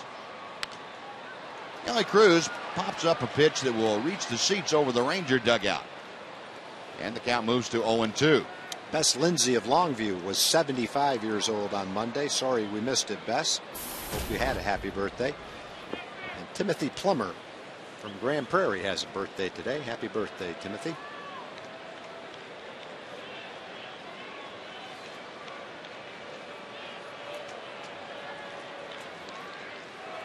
Parker to the wind, the 0-2 pitch to Cruz. It's fouled straight back.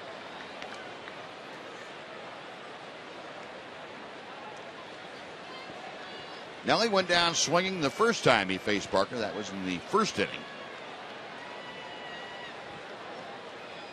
Rangers put up 1 run in that frame and 2 in the second. And they're trying to again chip away, having fallen behind again by 4 runs after Oakland scored 2 in the top of the third. The 1-2 pitch. Right to the shortstop, Drew, who had him played perfectly. That is out number 2. No, base is empty with 2 away. Michael Young coming up.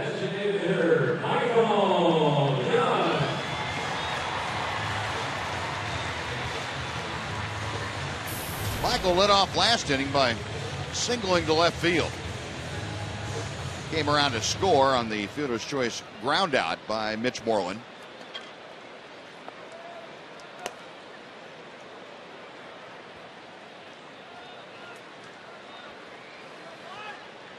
Parker's first pitch to Young. There's a slider that's a little bit high for ball 1.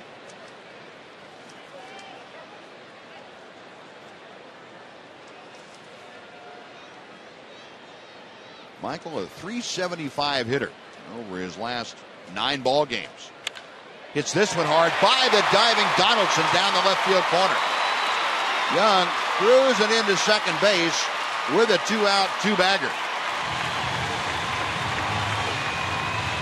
Well, he is having a great September. That's his 29th hit of the month. It's fastball tailing in. A little bit inside based on where Michael stands at the plate. A 2-out rally. Continue to score. It looks like the A's are going to continue to score.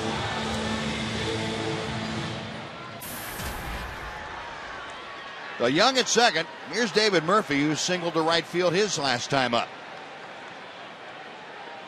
In that case, that was with Young at first, so there was a little bit more of a hole on the right side than there is in this situation. You see Pennington, the second baseman, able to shade that way, and the first baseman Moss playing off the line and back. 1-0 pitch. 2 balls and no strikes.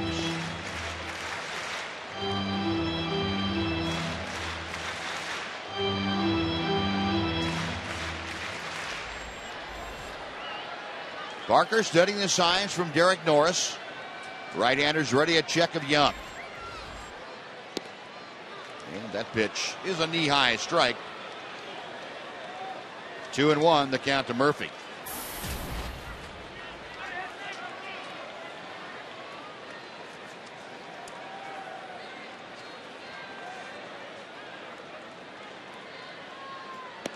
Changeup, and that floats over the outside corner. 2-2. Not exactly down where Parker wanted it, but he got the call on that pitch. Right-hander's ready. Murphy, a little tapper down the first baseline.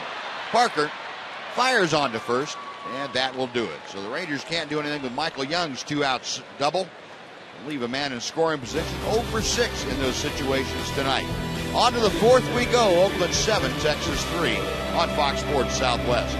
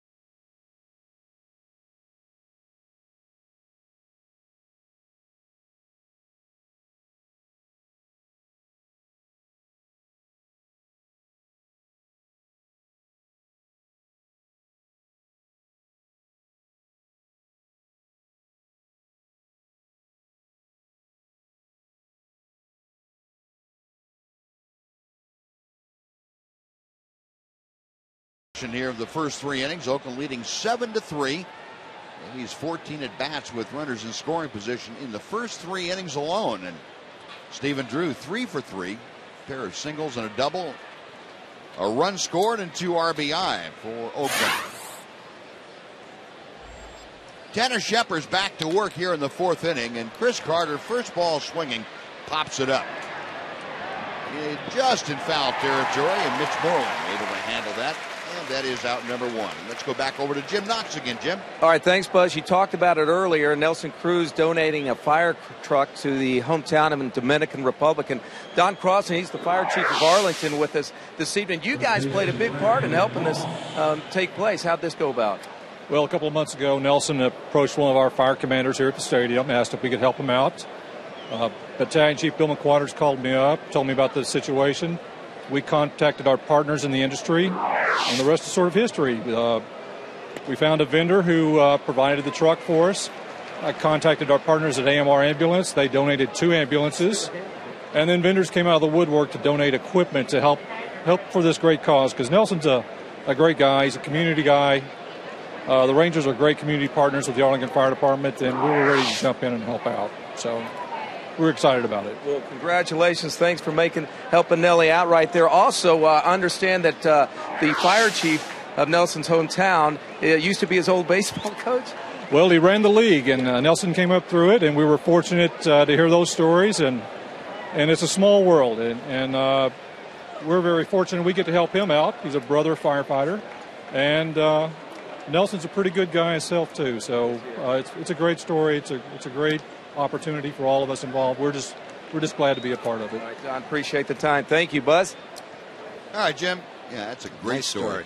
It really is. 2-2 the count to Brandon Moss. Base is empty, one out, and Moss drives it to right field. Cruz toward the line, can't get there. He'll have to play it off the wall. Moss going to second, and the throw is off target.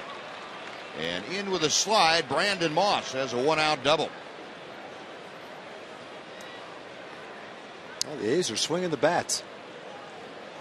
They had 6 hits in the first inning, but they had one big hit in the third inning. That bases loaded line drive to center by Stephen Drew. This is the 10th hit of the game. They had a couple of triples and a double in the first inning.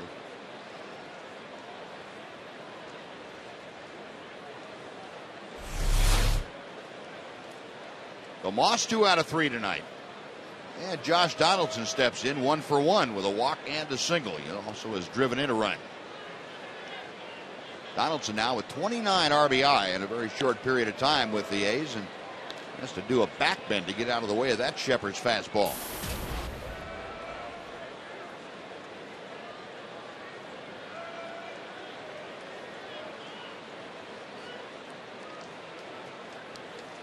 Shepherd's comes set. The 1-0 pitch. Curveball slipped out of his hand. It's 2 balls and no strikes.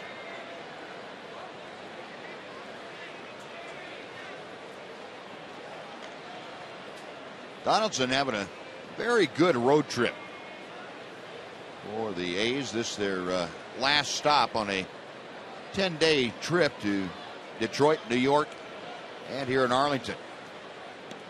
2-0 pitch. He gets the breaking ball over. Donaldson now 9 for 34. As you see, Yoshinori Tateyama beginning to loosen in the Ranger bullpen. Yeah, Tanner's thrown. This will be his 30th pitch. Thank you. 2-2.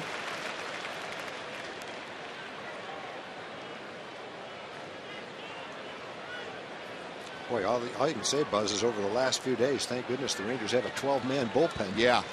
They've been making some changes to get fresh arms here if it was the regular season. It has been rough. Not September, I mean, where you can expand the rosters.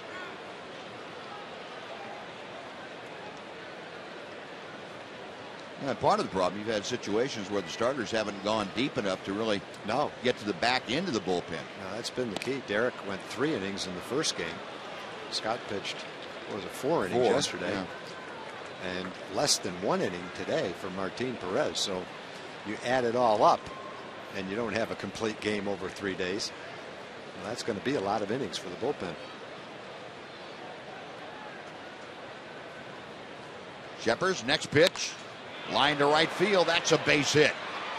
Being held at third base is Moss as the throw comes in from Cruz. And the A's have runners at the corners with 1 out, and Josh Reddick coming up. Well, that is the 11th hit already by the Athletics tonight against the quartet of Ranger pitchers. Take a look at the Ford leaderboard, and this goes since the All-Star break. Team home runs. Look at the A's. 99 home runs. They're tied with the Yankees and the White Sox. Orioles just 1 behind. But this is a team that had a hard time hitting during batting practice early in the year. Yeah, all the people talked about, us included, what a good young pitching staff. Too bad they can't score any runs. Not that way anymore. Still got the good young pitching staff. Now they can hit. Reddick lofts a fly ball shallow left field. Coming on Murphy. He makes the catch. A bluff move down the line by Moss. He'll be forced to stay there. So Reddick continues his batting woes. He's now 0 for his last 30. There are 2 outs now for Derek Norris. Well, baseball is such a tough game over 6 months. You can be in the top of the world one day and feel like you're at the bottom of the world the next. And we say it all the time, and that's what the players say to themselves. You just have to battle through it day by day, at bat by at bat. If you're Reddick, you just have to, rest on the fact that you're a good player. You've had a good season, and just keep battling, and eventually you come out of it. But while you're 0 for 30, tough to see the light at the end of the tunnel. Yeah. Hard to keep believing in yourself. First pitch to Norris. This ball, and that's right down through there. Norris was the first hitter that Shepard's faced when he came on, took over for Font after Wilmer had walked the first two in the third inning. And Norris went down swinging on a couple of good curveballs from Shepard's in that at bat. And Tanner gets ahead of him with a good fastball here. Moss at third, Donaldson at first. The 0-1 pitch. There goes Donaldson. Line drive, base hit to right field. In to score is Brandon Moss. Around to third is Donaldson. And a little run and hit with 2 outs.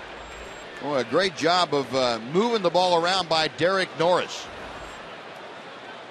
It is 8-3. They got the infielders moving, and they hit it where the vacant infielder was. In other words, Ian Kinsler was covering second base. There goes the runner. Someone has to cover second. It's Ian, and there goes the ball exactly where he used to be. And Ron Washington now going out to the mound for yet another pitching change. And he'll take the ball from Tanner Shepard. He will summon the 36-year-old right-hander Yoshinori Tateyama. Well, there's a break in the action with Oakland leading 8-3 here in the top of the 4th inning. We'll be right back after this on Fox Sports Southwest.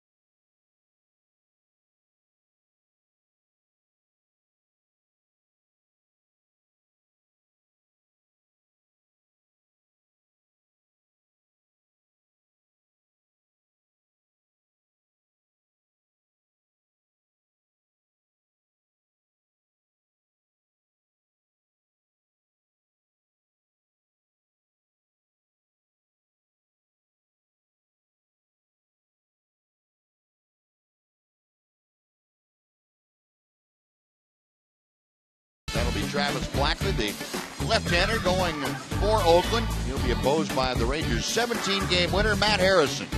That'll be a 1 o'clock start tomorrow, 1:05 first pitch, right here on Fox Sports Southwest. And back to the action here, Yoshinori Tateyama has become the 5th pitcher used tonight in this ball game.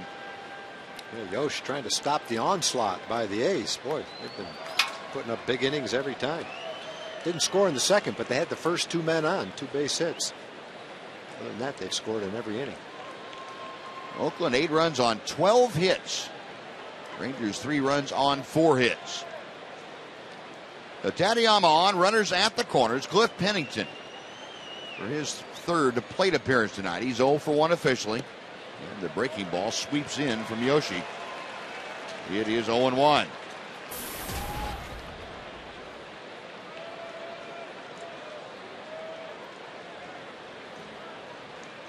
Tateyama last worked on the 18th out in L.A. That was that Angel blowout. Pennington pops it back foul and out of play. It's no balls and 2 strikes. Yoshi in that ball game worked an inning, gave up a hit and a walk. Also gave up a run in that contest.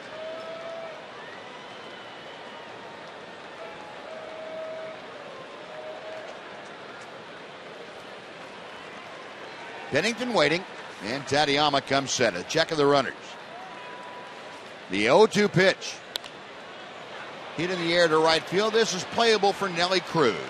Waits for it to come down, makes the grab, and that'll do it. But Oakland comes up with another run on 3 hits. They strand 2. Bottom of the 4th coming up. Oakland 8, Texas 3 on Fox Sports Southwest.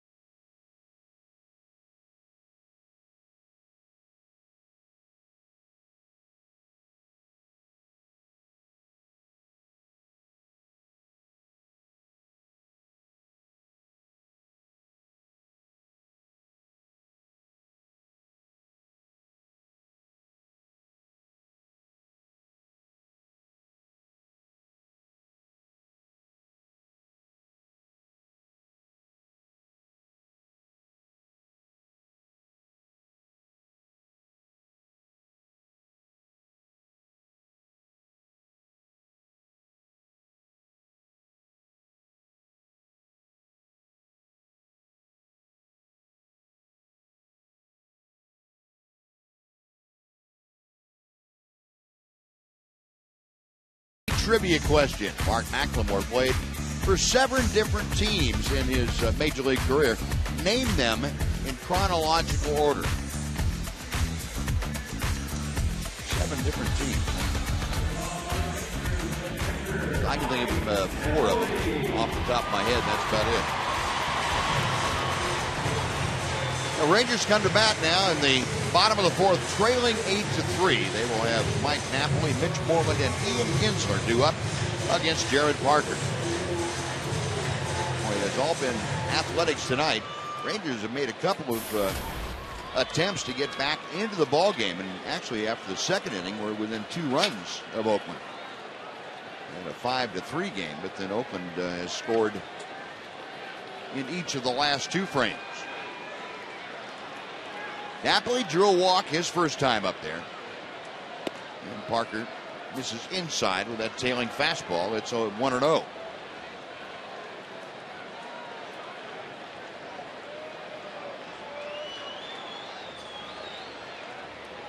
Right-hander back to the plate.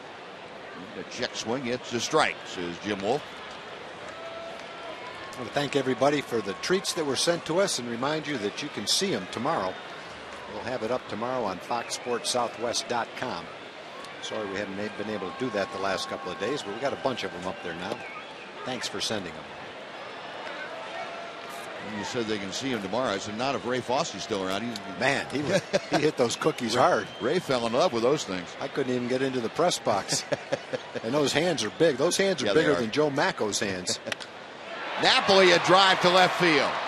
Well, that has a little topspin on it, and Gomes able to grab it right before he gets to the warning track for out number 1. First baseman, Mitch The Moreland. 1 gone. Here's Mitch Moreland. Jared Parker at 80 pitches now through the first 3 1/3 innings. Mitch Moreland coming to the plate, drove in his 50th run of the year with a fielder's choice ground out in the 2nd.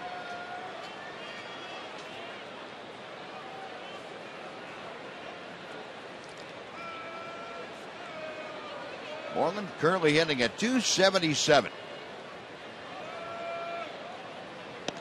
Parker drills the outside corner with a good fastball.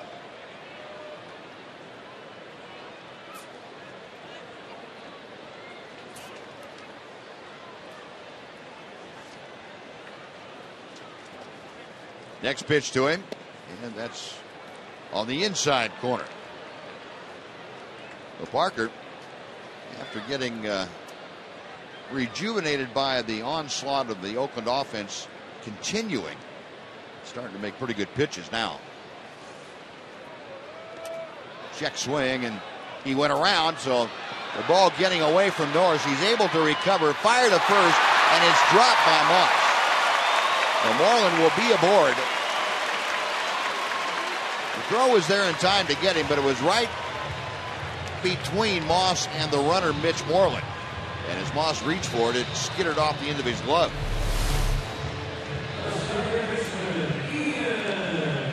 Pitch in the dirt that Norris tries to backhand instead of going down to block, and 2 strikes. I guess the key is to block it and keep it in front of you. He tried to backhand it in front of him and kicked off his glove. Made a good throw to first, but Moss wasn't able to handle it with the runner bearing down on him. And that'll go down as the 5th strikeout for Jared Parker. And here's Ian Kinsler. First ball swing, hits a double play ball to third. In the dirt, dug out nicely by Moss, and an around the horn 5-4-3 double play, and the Rangers are gone in the 4th. No runs, no hits, nobody left. On to the 5th we go. Oakland 8, Texas 3 on Fox Sports Southwest.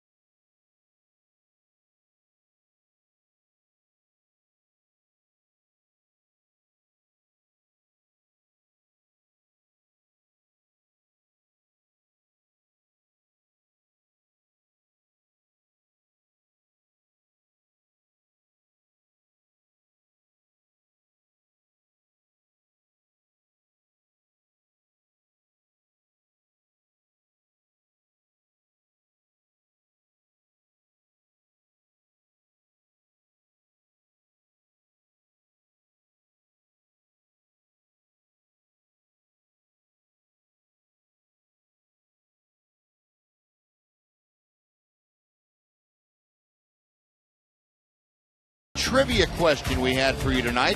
It pertains to the guy sitting to my right here. Mark McLemore played for 7 different teams in his major league career. Can you name them in chronological order? Mac, that's up to you now. Can you name those in chronological order? I can. You can? I think. Okay. Go ahead. It's one of those things you said last night, Tom. You can remember back that far. Let's start with the first one now. Let's see. I was just talking about, okay, California Angels, drafted by the California Angels, then was traded to the Cleveland Indians. Most people don't know this. I was only there for 6 weeks, 12 at-bats. Released by Cleveland, signed with the Houston Astros. That's number 3. Was released by the Houston Astros, signed with the Baltimore Orioles. Baltimore to Texas. Texas to Seattle, and Seattle to Oakland. Wow. Very good. That's a great memory. Look at that. You got it right, Mac. Mark McLemore, the co-host of Rangers Live before and after the ball game. That's impressive. See, 20 years from now, when you're my age, we're going to ask you the same question. You better write it down. Put it right there in my hand. There you go. Who was your favorite manager you ever played for? Can you say? I can say. It would have to be a tie. Absolutely loved playing for Johnny Oates. And the same thing could be said for Lou Piniella. Lou was just absolutely great. I had a blast playing for him for 3 years. He was gone my 4th year. And those 3 years there, he was so funny. And he didn't realize it. Those are the guys that are the funniest to me. The ones that you have no idea. They're not trying to be funny, but they really are. So we would love to see him come running up out of the dugout for one of his arguments, although the 3 years I was there, he didn't do that very often. Pitch is popped up off the bat of Stephen Drew. The Rangers have a chance to retire him for the first time tonight as Adrian Beltre takes care of that pop-up. One away, and Seth Smith is going to come off the Oakland bench and pinch hit for Johnny Gomes. So Tateyama gets the first out on a pop-up. One away for Seth Smith to come into the ballgame. Yeah, Lou's a great guy. I still to this day, and Lou and I were teammates my first 2 years in the big leagues. I don't know how in the world, knowing him, that he was able to manage as long as he did with a change in how baseball is. Lou was very set in his ways when I knew him, and he would snap at the drop of a hat. I mean, he'd go off on you, and you couldn't do anything for a couple minutes with him. That didn't change very much, actually. I know I saw a lot of it when, the years playing against his team. Right. But he did change. He got calmed down a little bit more. Yeah. Just a little bit, not much. What a good person. Yeah. All the stories. And there are probably as many Lou Piniella stories as there are anybody that I'm aware of in baseball. But one thing about Lou Piniella is if he got to know you and he took a little bit of a liking to you, he would give you the shirt off his back. He'd take you in and do whatever he could for you to help you. You were just a great human being. He really is. He really is. Speaking of shirt off your back, my first day in spring training with the Mariners, left here, been with Johnny for 8 years. I played for Johnny. And Johnny was very meticulous about everything, very neat, very organized. Everything on his desk was in its place. He walked in there in the room. If there was a pencil out of place, he knew it, and he fixed it. Lou, on the other hand, first day of spring training, we're out there on the field, and that's the customary, hey, welcome to spring training. We're all ready and all fired up. Lou comes out late. He's got his shirt unbuttoned. He's got a cut-off shirt on that's actually cut diagonally across his chest. And we all remember Lou having the nice big pouch. Yeah. His pants were kind of unbuckled. He comes trying to trot out there to be on time, and he's late. And I'm like, what did I just get myself into? I go from Johnny to this. Right. So, it was something to see. And the pitch high to Smith that fills the count out now. Yeah, Lou, great baseball man, too. Had a great sense of the game, I always thought. Yeah, love to talk hitting. Love to talk hitting. Swing and a miss, and Smith is gone. Tateyama gets the strikeout, 2 away for Yoenis Cespedes. Good changeup by Yoshi.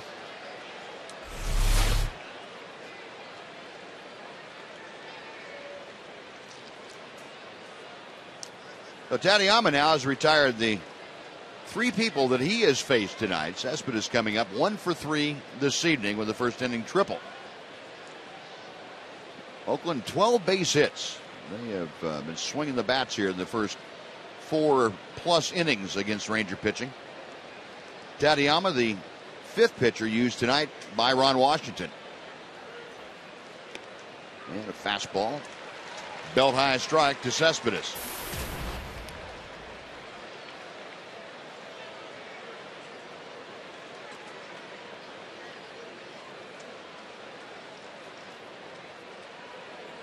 Tateyama winds and deals, and the changeup floats in and over. 73-mile-an-hour let-up pitch. Couldn't throw that pitch if the wind was blowing in your face. You never get there. It looks to the hitter like it stops before it gets to home plate. 0-2 the count. Tateyama trying to make it the first 1-2-3 inning for Ranger pitching tonight. And pop foul. That will reach the seats behind home plate. We'll come back and try it again.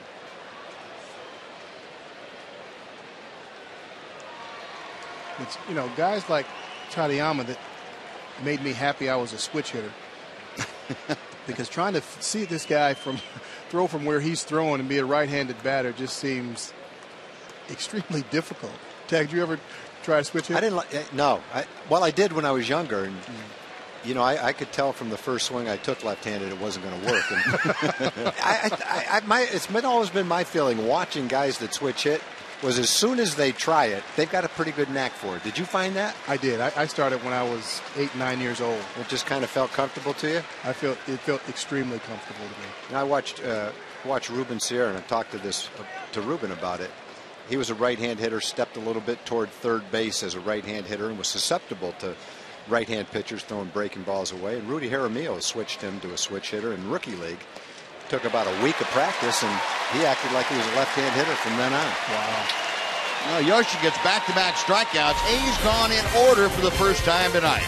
We're halfway through the ball game. Oakland leading 8-3 on Fox Sports Southwest.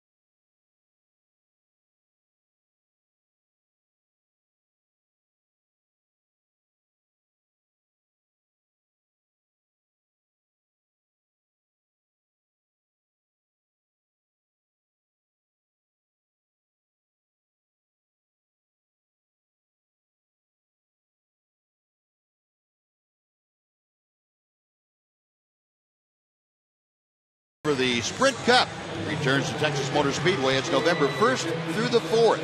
And you can win tickets to the AAA Texas 500 by texting FSN to 63767. Just text FSN to 63767 right now for a chance to win.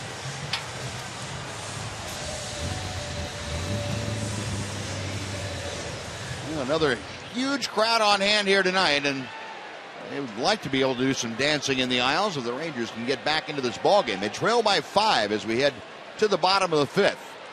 Elvis Andrus leading things off against Jared Parker, and Elvis gets straightened up by an inside fastball.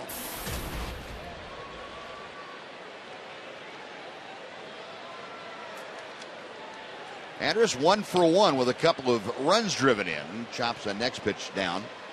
Elvis RBI double in the first inning, then had a sacrifice fly in the second. Parker, though, after that second inning, in which the Rangers scored twice, has really settled down pretty nicely. The last couple of innings allowed just 1 hit, and he has struck out a couple during those frames. Check swing, it's a strike anyway, and make it 1-2.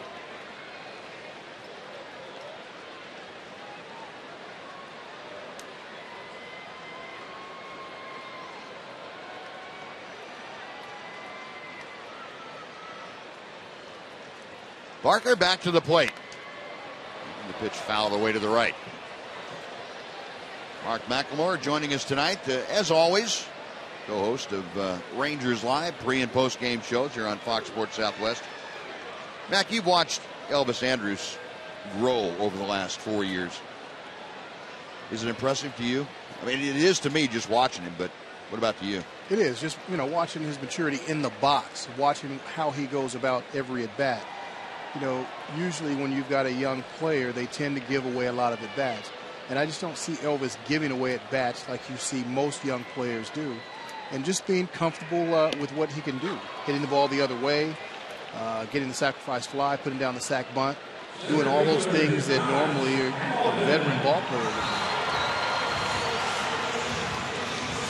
They talk about baseball aptitude so much. It seems like he has a pretty good baseball aptitude, being able to accept information in a baseball context. And a lot of it. Yeah. A lot of it at such a young age and just very quickly. Josh Hamilton takes a strike. Josh has gone down swinging twice tonight against Jared Parker. Josh has had a tough evening. Overran a ball for an error in center field. Drives this one high in the air to left center field. It's playable for Seth Smith. Just in front of the warning track. He puts it away. And that is out number 2. Let's head back to our Fox Sports Southwest studios for a Mazda CX-5 game break. Here's Rick Renner. Rick.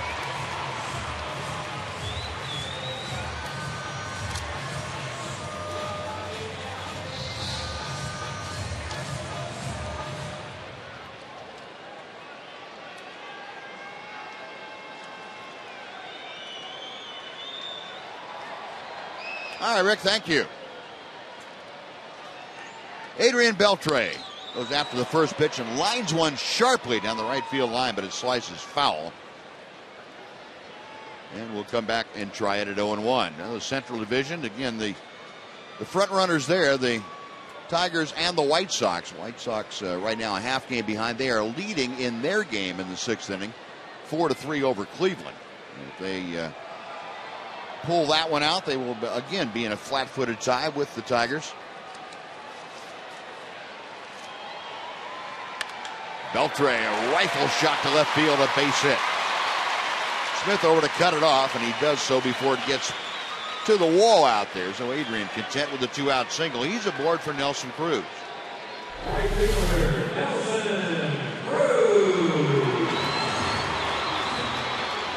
Been a little bit of a struggle today for Parker. We talked about what he had done in September, the 4 games he pitched in September. 3 walks in 29 innings. He only given up 6 runs. Walked 3 men today. Big pitch count. He's up to 94 pitches in the 5th inning. But he's held the Rangers to 3 runs. They've had a chance to get more. 2 outs with Beltre at first. Nelson Cruz, the hitter. Broken bat roller to third. Short way to second, and that will do it. So for the Rangers, no runs a hit. They strand 1. We played 5. It's 8-3 Oakland. And Mac, thanks very much for joining us. We'll look for Mark McLemore after the ball game on Rangers Live.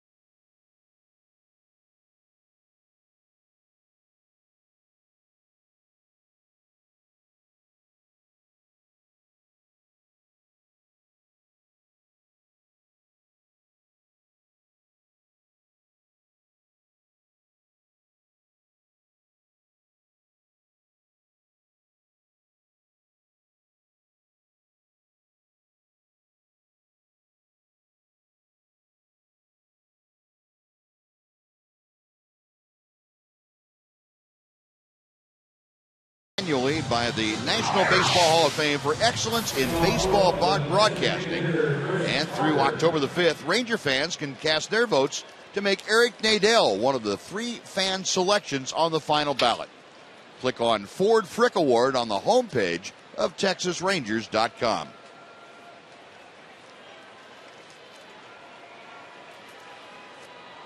Eric has been a finalist the last several years for the Ford Frick Award, and he gets a little bit nervous when he knows the camera's on him. He has that monitor there that he can see that we are peering into his space. First pitch of the 6th inning is fouled back and out of play by Chris Carter.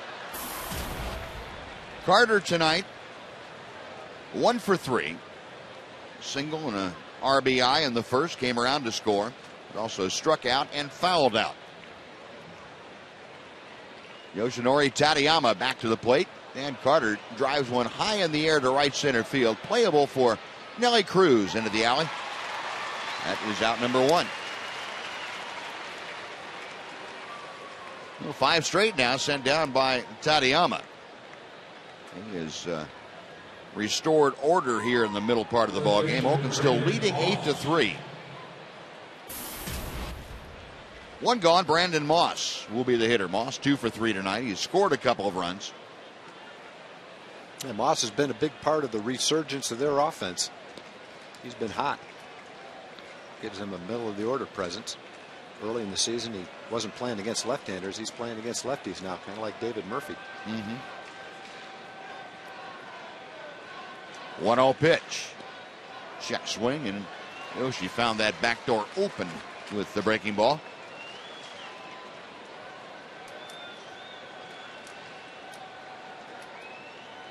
Tateyama to the wind. And the fastball comes back to the inside corner.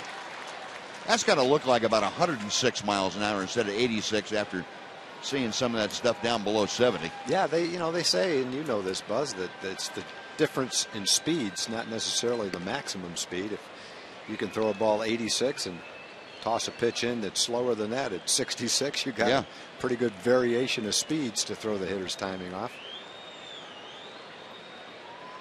2-2 the count. And way inside, it's 3-2 now.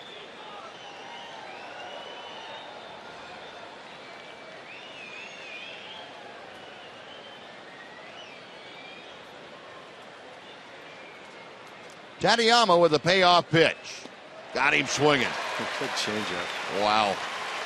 Good job for Yoshi. 3 strikeouts. Hasn't allowed a base runner yet. He's faced 6 men. He has struck out half of them. And with 2 outs, Josh Donaldson's coming up.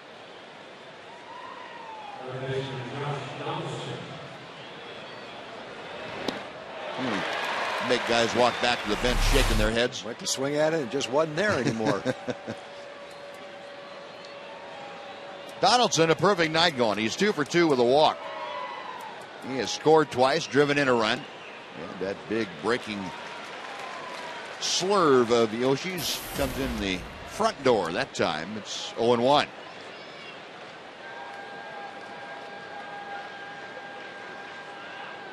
Donaldson up to 245 with a batting average. Same pitch. That's just off the outside corner.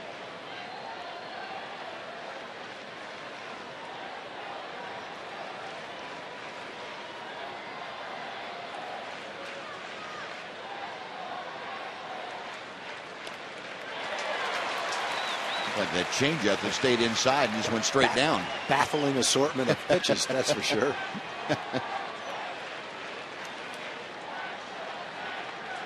A ball and 2 strikes.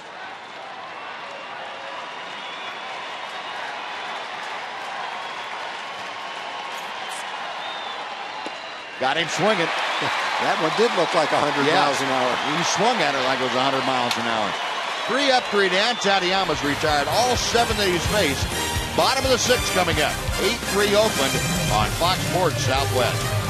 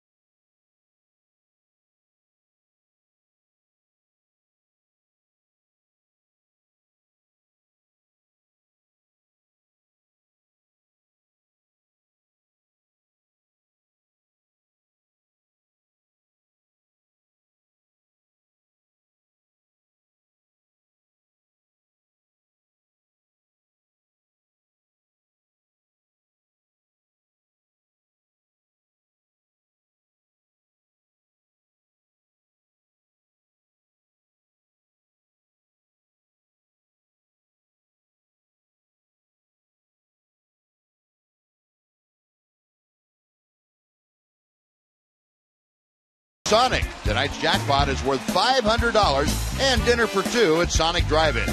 Tonight, the Rangers are hitting for Tricia Whitson of Mount Vernon. And if a Ranger hits a grand slam this inning, Tricia Whitson of Mount Vernon will win $25,000. You can register at any participating Sonic restaurant. Now, Jared Parker back to the hill. He will face Michael Young to start things off. Young, Murphy, and Napoli to face their right-hander, and Michael Young takes low and inside for ball one. Michael 2 for 2 tonight. He has singled and doubled, scored a run back in the second inning. And fouls the next pitch off to even things, and a ball and a strike. Yeah, looking at the pennant races, the Tigers won tonight. The White Sox are tied. Yankees won big. The Orioles won big, so no ground there. Angels are beating King Felix 2-0. Young and to the right again. It's out of play.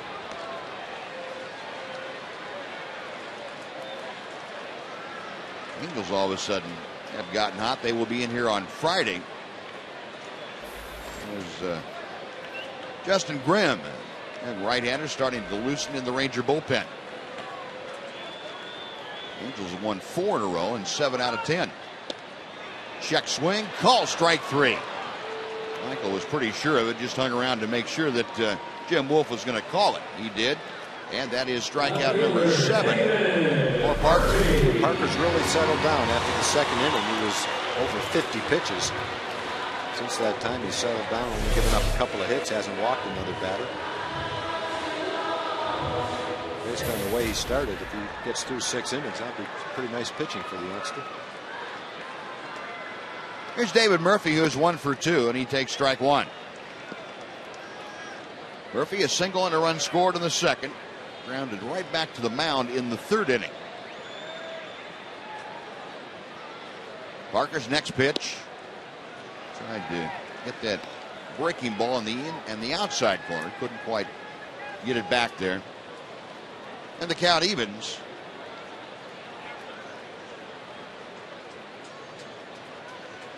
Murphy on a play down the left field line.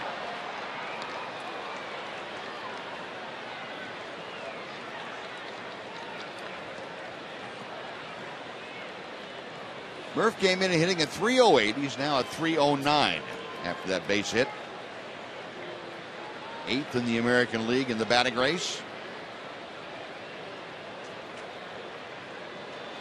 Parker back to him. Oh, that pitch just off the outside corner. A ball and 2 strikes.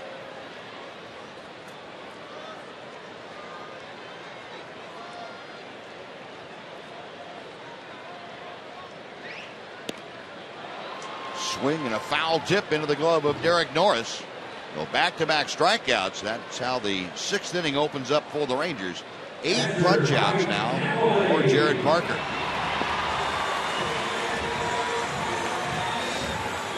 And then I'll bring up Mike Napoli with the bases empty. Knapp 0 for 1. Walked his first time up. Last time up, had pretty good wood on it. Hit one of those top spin line drives that didn't carry very far for him in comparison to some of the balls he hits. Not quite to the warning track in left field.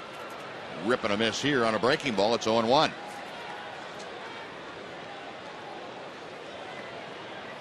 Jerry Blevins, the left-hander. Evan Scribner, the right-hander.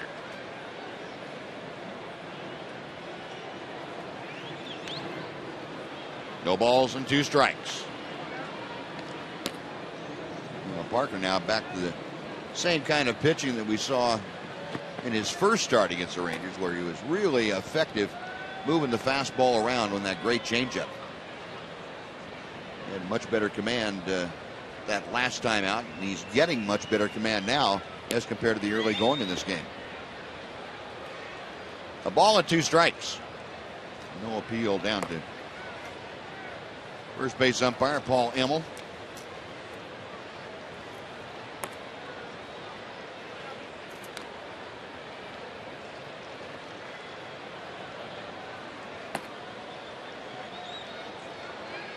Jared Parker, hands together in front, goes to the wide.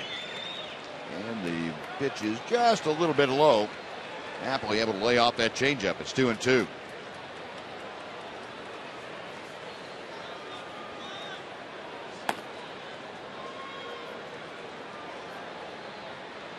And Tampa Bay leading again against Boston. Tampa Bay's won 6 in a row, and they all of a sudden have thrust themselves right back into the discussion about the wild card. Napoli swings and hits a towering fly ball shallow center field. Cespedes coming on, camps under it, puts it away, and the Rangers go in order here in the 6th inning. We head on to inning number 7 at Rangers Ballpark in Arlington. Oakland 8, Texas 3 on Fox Sports Southwest.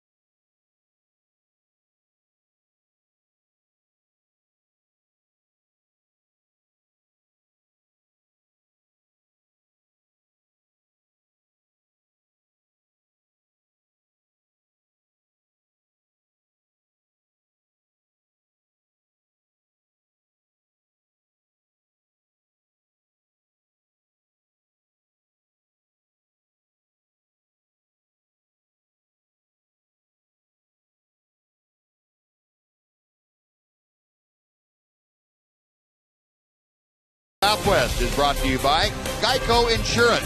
15 minutes could save you 15% on car insurance.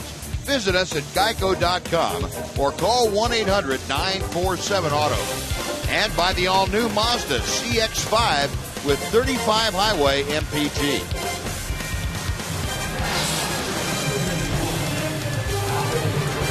The 7th inning has arrived. Rangers still trailing 8-3, and Ron Washington has brought in the 6th pitcher tonight. It's the 24-year-old right-hander, Justin Grimm. Numbers on Grimm from earlier in the year. This is his first appearance since he was recalled in the early part of the month. He broke on the scene in a flash his first start. I think that was against Houston. Put up a really solid start. Kind of struggled after that. Grimm facing Josh Reddick to start things off, and Justin fires a strike. Reddick 0 for 2 with a walk and a run scored this evening. 1-1.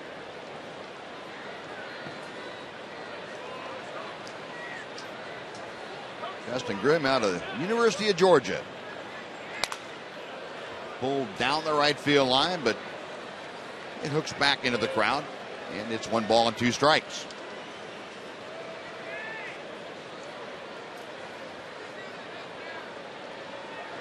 All right, a souvenir.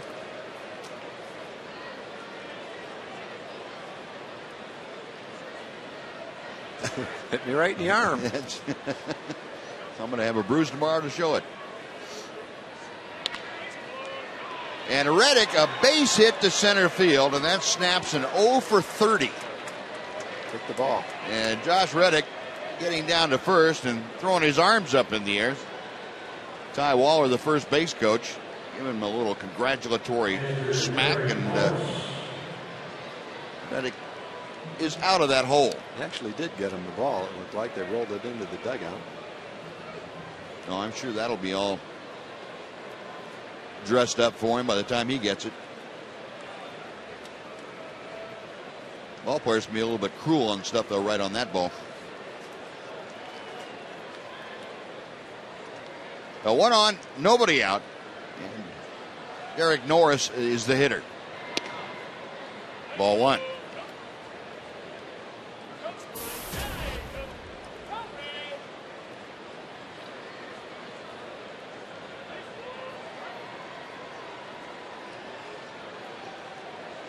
Norris 2 for 3, as you noted. A couple of RBI and a soft toss over to first by Grimm. That drives Reddick back. Norris a single, a triple, and also a strikeout here this evening. Oakland 8 runs on 13 hits. They've committed 1 error. The Rangers 3 runs on 5 hits. They also have an error. Big breaking ball from Grimm, and that finds the outer part of the strike zone. It's 1-1. Grimm toiled at both Frisco and Round Rock this year for the Ranger organization, along with pitching in the big leagues. Norris swings, pops it up. Backpedaling, Elvis Andrus waving his arms, calling for it, makes the catch. That is out number 1. Well, Brown, hand center, great hands of the game tonight. The most effective pitcher the Rangers have had so far. And that is the veteran side wheeler, and that's Yoshinori Tateyama. Faced 7 hitters, got all of 7 up with 4 strikeouts.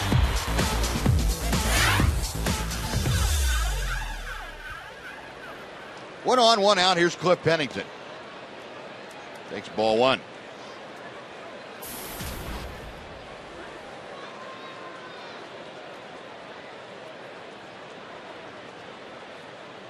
Pennington, the only starter in this ball game for Oakland that has not had a base hit tonight. Fouls that pitch off, although he has had a couple of long at bats, most notably in the 3rd inning. He had a 9, make that 10 pitch at bat.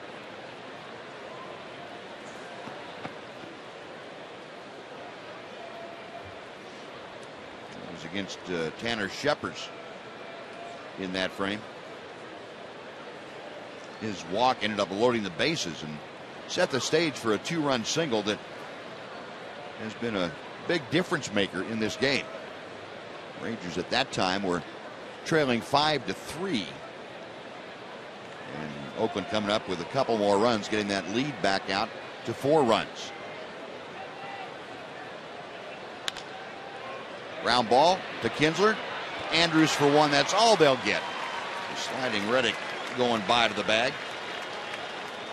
So Pennington at first with 2 outs, and Stephen Drew will come up. They say to Reddick when he goes in the dugout. Might give him the silent treatment. Nope.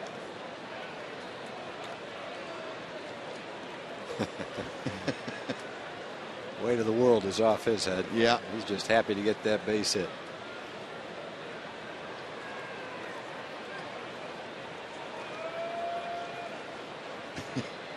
So you stay with it, you keep working it, and things eventually work out. Seems like he had more facial hair the last time we saw him. So he did. Probably trying everything. I'll shave this, I'll shave that. Yeah. Any superstition he can come up with to get a base hit.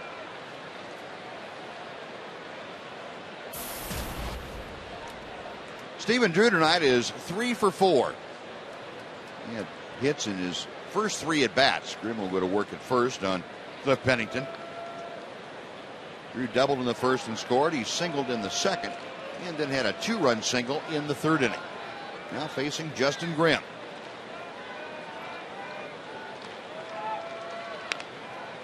First pitch is chopped foul toward the far end of the Ranger dugout.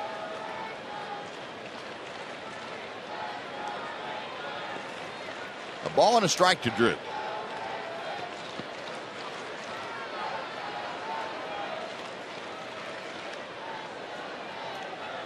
Talking about Justin Grimm in minor league season, he combined to go 11-6 for both Frisco and Round Rock, again going first base way. Grimm ended up having 22 starts, 25 games overall. He ended up with a 281 earned run average,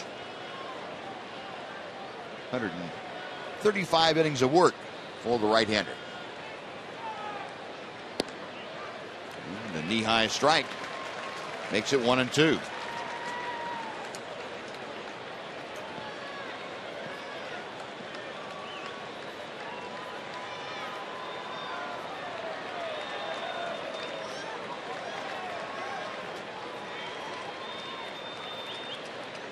Grimm back to the plate. Pennington on the move. The pitch is inside. The throw. Wow. And they got him. What a throw. Napoli had to pick that ball in the dirt. He got rid of it like a shortstop. What a great throw. Elvis catching that, slapping the tag down, and that will do it. Bottom of the 7th coming up. Oakland 8, Texas 3 on Fox Sports Southwest.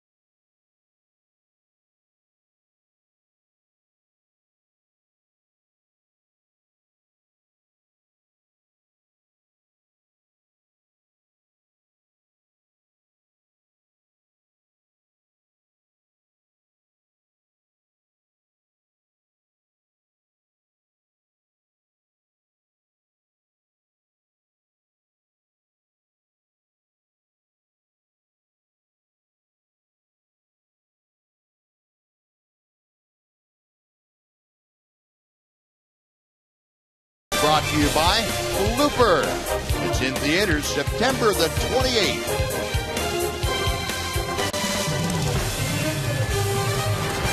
Bottom of the 7th inning has arrived. Folks regaining their seats after the 7th inning stretch. And a new pitcher on the mound for the Oakland A's. It'll be the veteran left-hander Jerry Blevins. But Jared Parker goes 6 innings, gives up 5 hits, 3 runs, all of them earned, 3 walks, and 8 strikeouts. There are the numbers on Jerry Blevins. Yeah, and for Parker, it wasn't quite up to par with the starts he's had in September, but for a young 23-year-old in his rookie season to throw 50 pitches in the first 2 innings and then finish the way he did, pretty impressive. Pretty impressive outing. First pitch to Mitch Moreland is outside for ball 1. He's had the bullpen up early in the game, but not again after that. Moreland 0 for 2 with an RBI tonight. Ripping a fastball, couldn't quite catch up with it. 1 ball, 1 strike. Moreland to be followed by Kinsler and Andrews. Rangers trailing by 5 here in the 7th inning.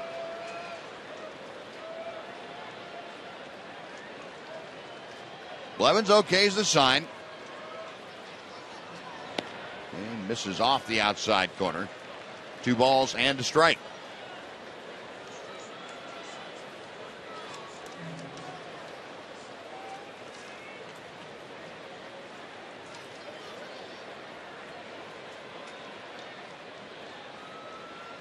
Blevins' next pitch, and Moreland fouls it high in the air and out of play down the left side.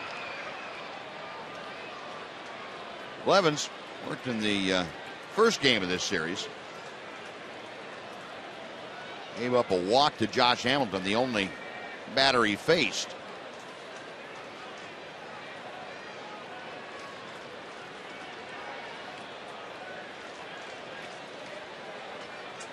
And the 2-2 is coming.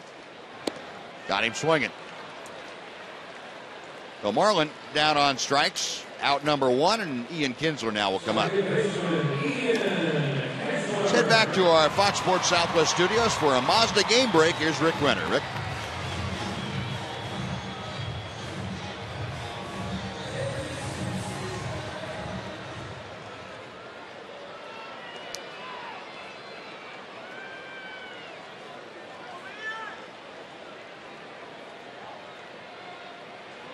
All right, Rick, thank you. Here's Ian, who's walked twice and grounded into a double play. And he takes the breaking ball from Blevins on the outer part of the plate for strike 1.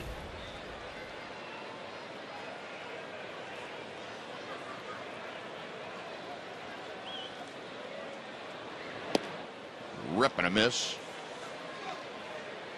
It is 0-2 to Ian. And Blevins has done a great job for them. You don't hear much about him. Kind of an unsung guy in the bullpen. 5-1. 210 opponent's batting average. 44 hits in 61 innings. He's definitely gotten the job done. Veteran lefty out there. Knows how to pitch. 0-2 pitch. That's low and outside. That run that Ian scored, by the way, back in the first, is 100th of the year. Back over that threshold once again. 1-2 the count. And it's outside. 2-2.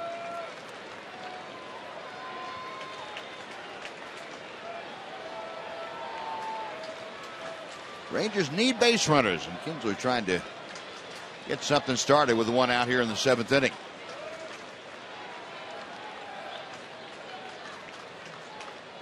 Way inside, and that'll fill the count out. But Kinsler has seen a lot of pitches in his 3 at-bats other than the double play, which was on the first pitch. At 3-2 the first 2 times up, drew a walk then. He's run it full now against Blevins. Left-hander's ready. The payoff pitch. Little nubber down to first. Cue shot. It'll be handled by Moss onto the bag, and Kinsler retired. That is out number 2, and we'll bring up Elvis Andrus. Another reminder for you folks, the Rangers game with the Angels this coming Saturday, originally scheduled for 7:05 first pitch, has been moved to 3 o'clock in the afternoon. It'll be carried by Fox as part of their Fox Saturday baseball package. So no matter what the schedule says or what your tickets might say, if you're coming out to the ball game, it's a 3 o'clock game and not a 7 o'clock game, and you can see it on your local Fox station. Elvis 1 for 2 tonight, goes after the first pitch, and it's a 2-hopper. It's handled by Stephen Drew. Rangers go in order. We're going to the 8th inning in Arlington. It's the A's 8 and the Rangers 3 on Fox Sports Southwest.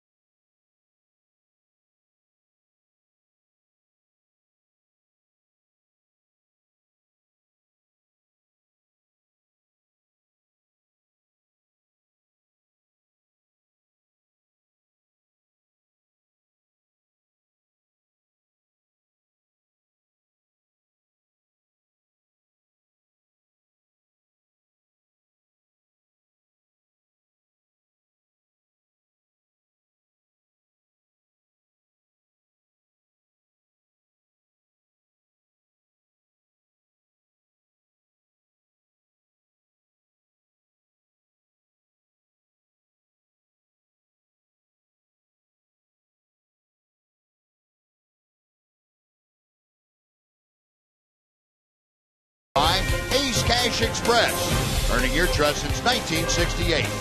And by Jack in the Box. Get the All-American Jack Combo, a no-nonsense burger, fries, and a drink for only $4.99 plus tax.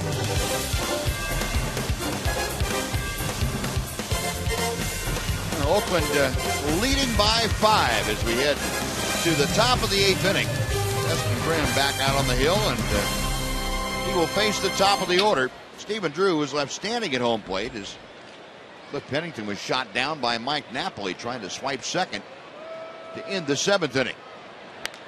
Breaking ball pulled on the right side. A dive by Moreland deflects it away from Kinsler and out into right field for a base hit. I don't know if Moreland had not deflected it, whether Ian would have been able to throw in time to get Drew, but it would have been close. Yeah, Ian would have had a tough throw going away toward the line, kind of out in right field. Tough to say. Mitch would have had a tough time if he caught that ball, getting up and throwing it too. One of those in between balls. 4 hits for Drew tonight. It's 14 now for Oakland against Ranger pitching, and here's Seth Smith for his second at bat. Makes the first pitch from Grimm a bit high for ball 1. Smith came on as a pinch hitter for Johnny Gomes, remained in the ball game after he struck out as a pinch hitter. That was back in the 5th inning.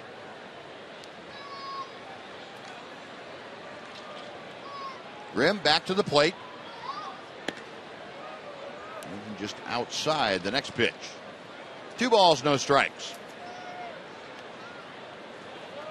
Smith at 243 for the season.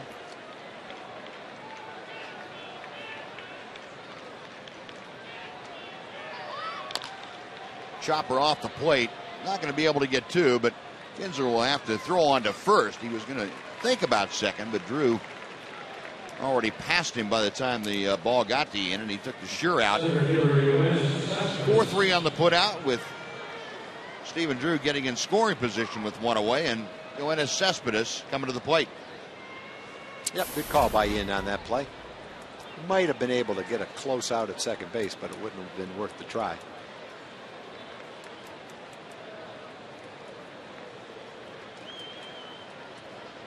Cespedes drove in his 78th run of the year with that first inning triple. Since then, he has struck out twice and grounded out.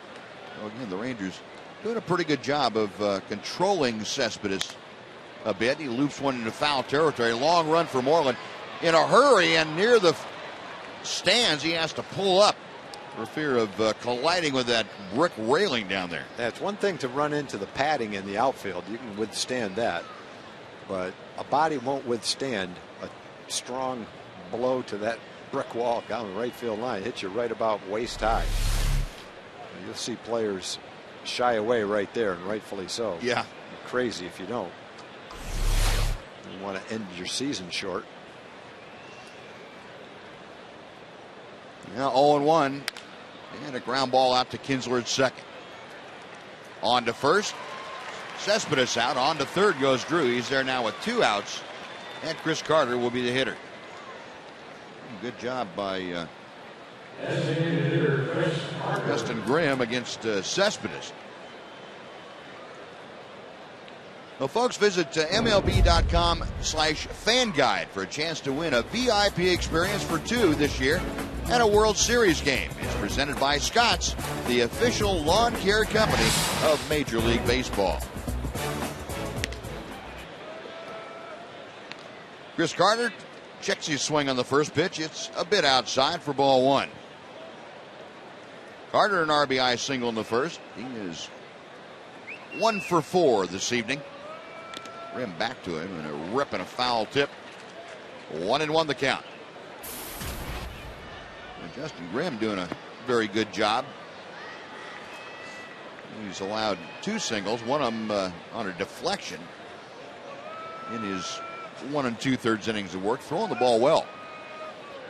Well, you try to look for a silver lining in this kind of a game. It's that Joe Nathan, Adams, Ogando, Uehara haven't had to pitch tonight, so they'll be well rested. They've been throwing the ball quite a bit. Nathan had pitched a couple of days, got last night off, but did warm up in the bullpen. High fastball, and that's 3-1 now to Chris Carter. If the Rangers don't come back in this game, Buzz, it makes tomorrow's one of the biggest games of the year. It does. Because that'll be a game where the Rangers go into it with a 3-game lead. They win, it's 4, and the A's basically have treaded water in these 4 games. If they lose, it's only 2. It's a 2-game swing when you play the team. They win tomorrow, and everything looks pretty good. I think coming into this series, you'd love to win 3 out of 4, but you say you split it, go 2-2. You push the season 4 days closer to the end, and the team chasing you hasn't gained an inch on you. That makes tomorrow a big ball game. And Matt Harrison looking for his 18th win of the year, the guy you want out there if you're on the Rangers. Swing and a miss by Carter. He has gone on strike. So good job by Justin Grimm. No runs, a hit, 1 man left. Bottom of the 8th coming up. Oakland 8, Texas 3 on Fox Sports Southwest.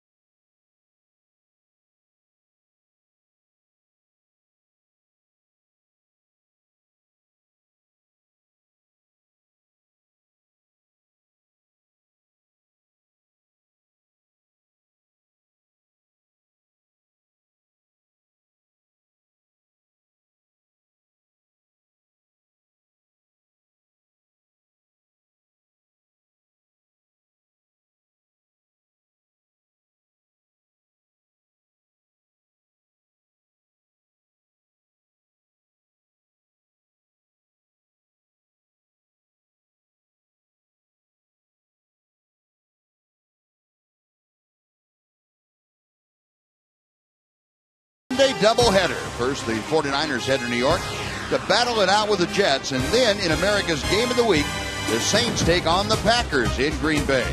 Coverage begins with Phil Ford's Up, Fox NFL Sunday pregame show at 11 a.m. Central.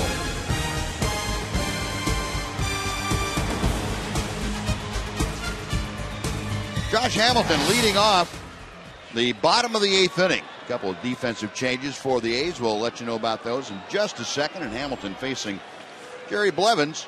Fouls the first pitch back. It is strike 1. Josh had a big at bat against Blevins in the first game of the series. Late in the ball game, the Rangers were down 2, and he worked a tough walk against Blevins. Pat Neshek came in and served up a 2-run homer to Adrian Beltre, and that tied the ball game. That was a big at bat in this series, lefty versus lefty. 1 ball and 1 strike.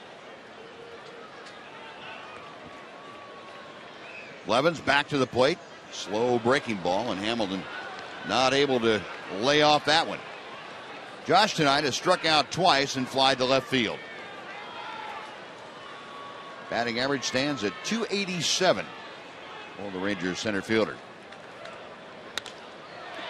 To left field, and Brandon Moss, who had moved out there from first base, hauls it in. That is out number 1. Hamilton back to the dugout 0 for 4 tonight. So Jerry Blevins has retired all 4 Rangers that he has faced in tonight's ball game, and now it's Adrian Beltre.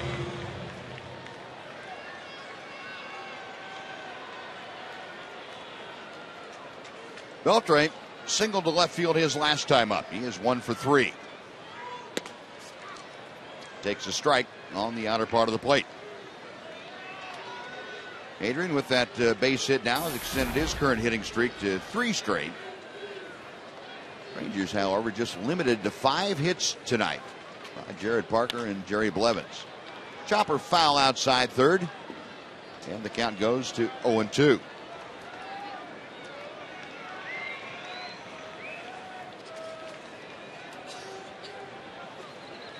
One o'clock start tomorrow afternoon. Matt Harrison and Travis Blackley. The wrap up of this 4-game series. If you haven't gotten tickets, see if you can't get some and take that vacation day, or a sick day, if you will. Come on out, because the Rangers would love to have as much support as possible out here in what is going to be a very big ball game.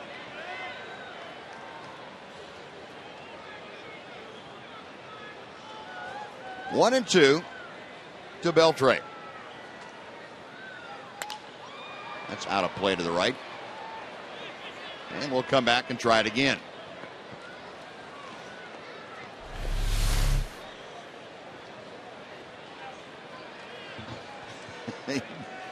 Adrian, the man of a 1,000 moves.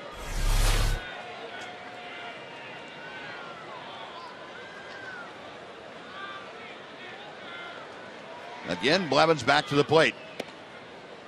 And it's 2-2.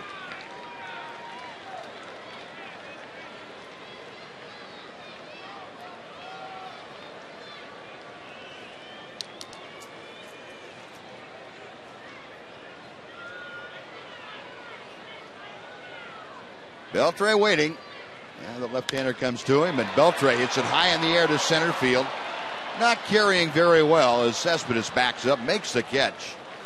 That is out number 2, and it will bring up Nelson Cruz. Folks, we'd like to invite you to tune in each Saturday morning at 10 a.m. right here on Fox Sports Southwest for Chevy Hometown Kids. It's not about the score, it's about the experience. Visit www.hometownkids.tv for more information. Wouldn't you like to be able to read those little kids' minds with their gloves on? Another sellout crowd on hand here tonight, the 35th sellout of the year. Pitch high to Nelson Cruz.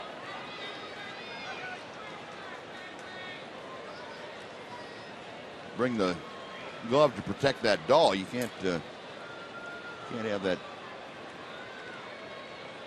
bear doll getting hit by any foul balls. The pitch inside. It's 2 balls and no strikes.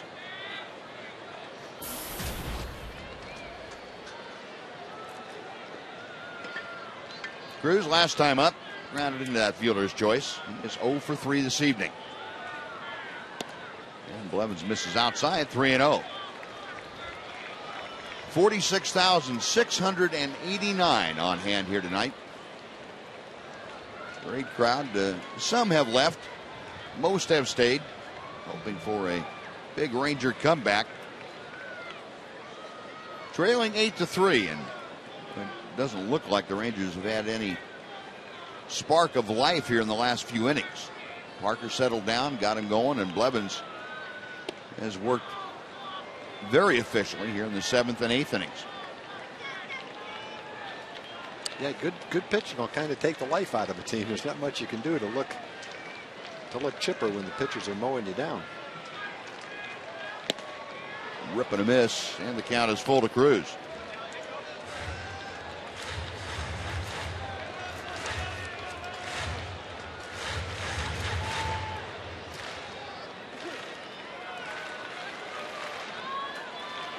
Blevins okays the sign, the payoff pitch.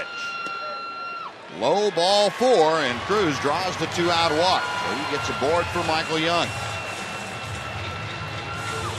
Derek Holland going out in the bullpen. You remember Derek worked only 3 innings the other day.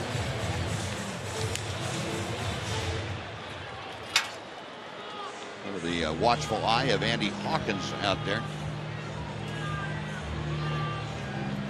Well, that's going to do it for Jerry Blevins, the 2-out walk, and he will be replaced on the mound. So Bob Melvin out, gets the ball, takes it, and awaits for the new arrival.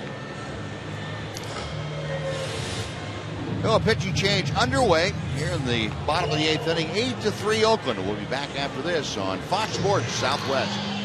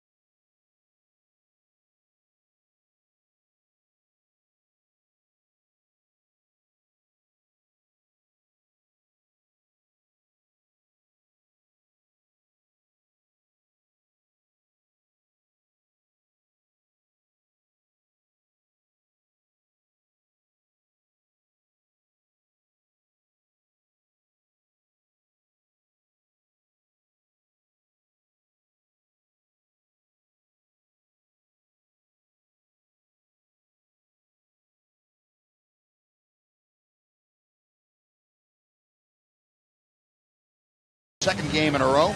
And he has been asked now to come on following the Nelson Cruz walk to face Michael Young.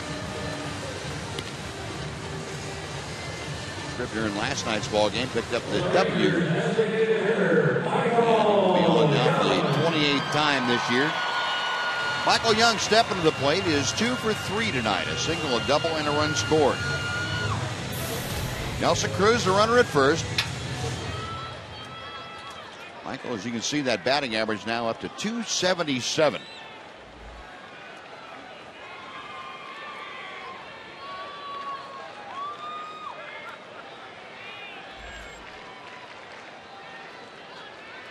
Scribner ready. And the pitch to Young is a knee-high strike. It's 0-1.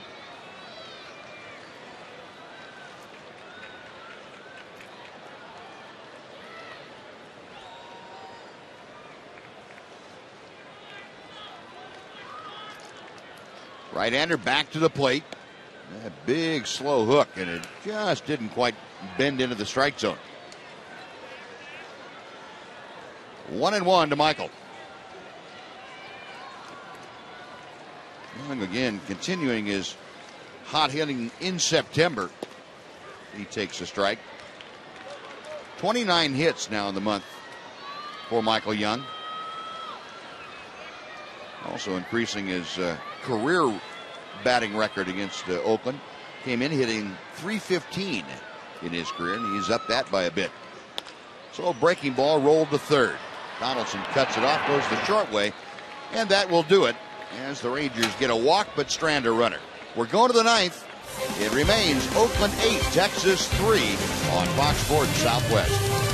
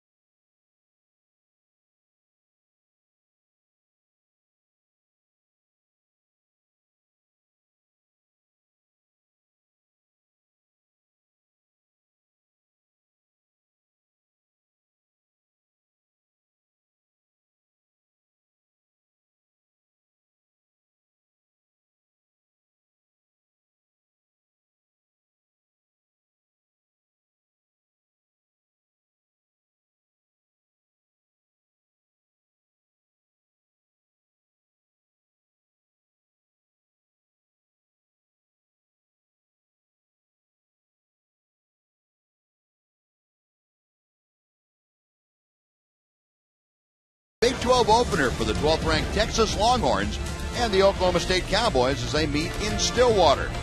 Coverage of Fox College football begins Saturday at 7 p.m. Eastern, 4 p.m. Pacific.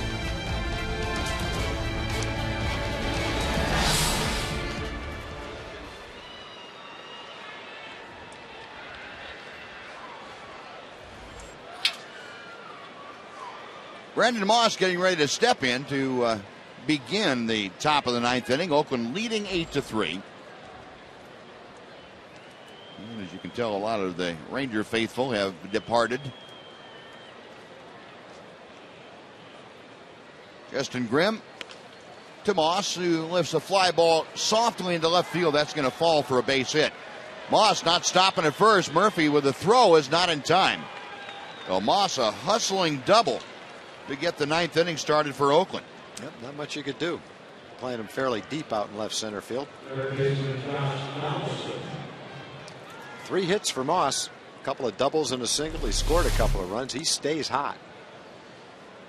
It's a breaking ball and just kind of loops it out into left field, right down the line. The 15 hits now for the A's. And Josh Donaldson, who has a couple of those, is at the plate. A rip and a miss as Justin Grimm goes up top with it. On the West Coast, the Mariners have come back to take a 3-2 lead over the Angels in Anaheim. The Angels had jumped out to a 2-0 lead against King Felix. Seattle came back and got 3 against C.J. Wilson.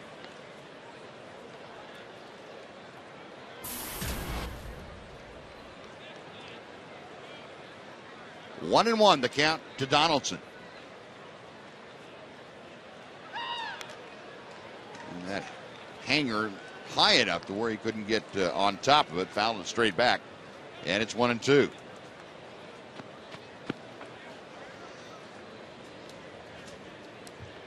Grimm working in his third inning now. He has only used 30 pitches. Has a runner at second, nobody out. And a 1-2 pitch coming. Donaldson able to lay off the breaking ball. That evens things at 2 balls and 2 strikes.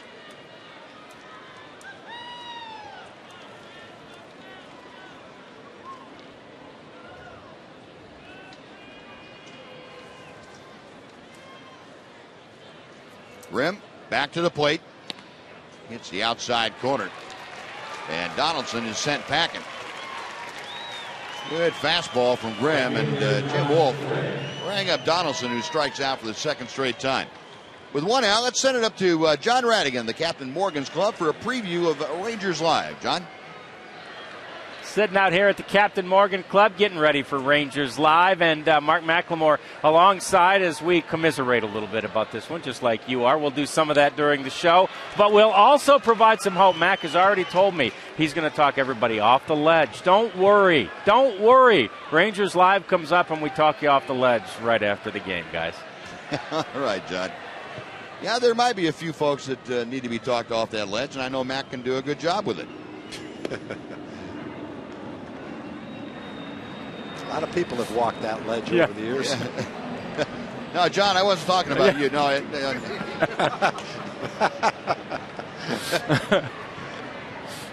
See Allen back there? He was going to push John. He was. Let me help you. John got one more foot up. He was gone. Reddick a shot to right field, and boy, after breaking that 0 for 30, he's now 2 for 2. Line drive, base hit to right, puts runners at the corners with 1 out for Derek Norris. Manager Derek Norris.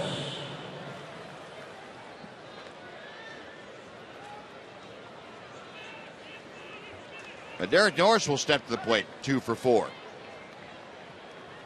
He's singled and tripled, and he has had a couple of RBI. Athletics now 8 runs on 16 hits.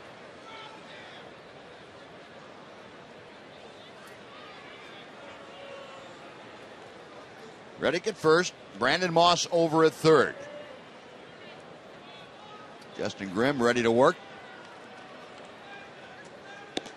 And Norris, did he go around? Yes, he did. Paul Elmo down at first, ringing up that right hand. It's 0-1.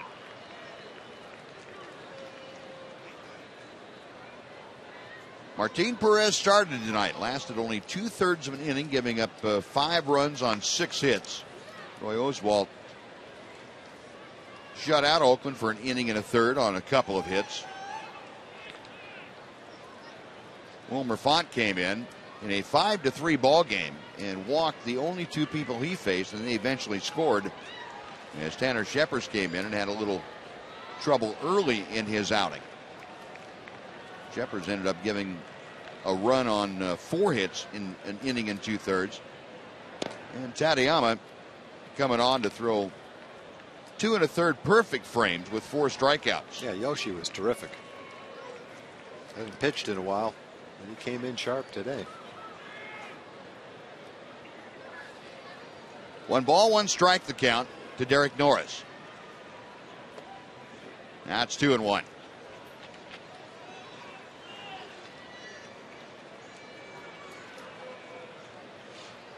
Rangers finish up this series with Oakland tomorrow afternoon, a 1 o'clock game, and then it's 3 over the weekend with the Angels. And then it's out to Oakland for a Monday, Tuesday, Wednesday affair with the Athletics. Snap throw to first and Reddick back. And it'll be very interesting to see what happens the next couple of days as to how great an importance that is going to play for the Rangers.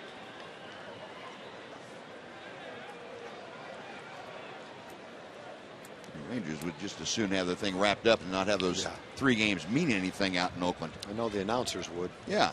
Be exciting to announce it, but I'd rather have a couple boring games. The blast to left field. That's going to be deep enough to score the run. Murphy makes the catch, tagging at third, and coming in to score is Brandon Moss. And the sacrifice fly by Derek Norris makes it a 9-3 Oakland lead with 2 outs here in the top of the 9th inning. So Norris drives in his 3rd run of the night. Now Cliff Pennington will come to the plate. And Mitch Moreland, Ranger first baseman, letting Justin Grimm know he's not going to hold the runner on. Reddick over there at first.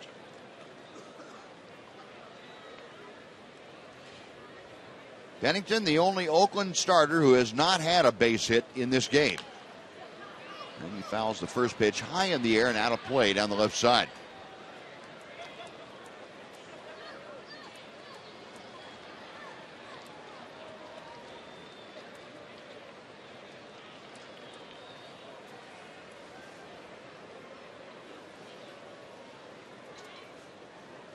Grimm reading the signs. The right-hander's ready to work. The 0-1 pitch. It's 0-2.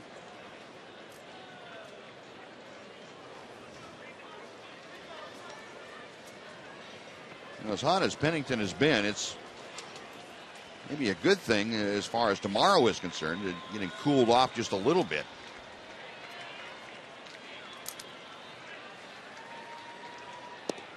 That's low and inside.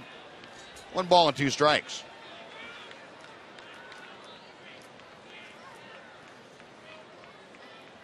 Pennington had been 9 for 30 coming in tonight on this road trip for Oakland. Looping line drive that Elvis captures, going out into shallow center field. Side retire, but Oakland puts another on the board. They get a run on 2 hits and leave 1. Going to the bottom of the 9th. It's now the A's 9 and the Rangers 3 on Fox Sports Southwest.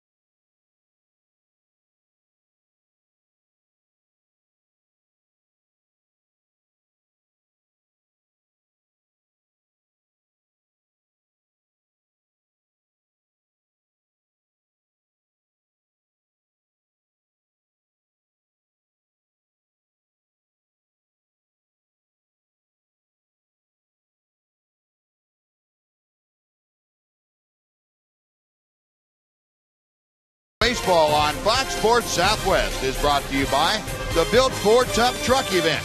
Enjoy huge savings on America's best-selling truck for 35 years running. Ford is the best in Texas. And by Budweiser. Great times are waiting. Grab some Buds.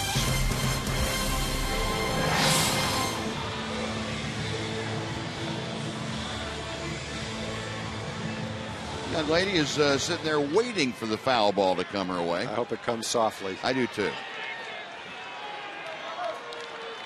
Rally caps out in the outfield. There you go. Trying to figure out a way to do it. Those things like don't come. The thought behind it, though. Yep.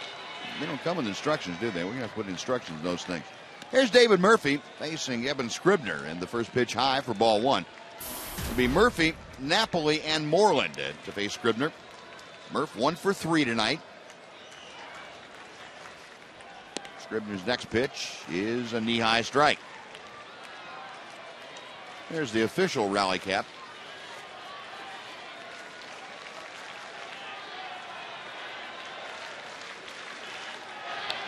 Murph a wave and a miss and an off-speed pitch. 1-2.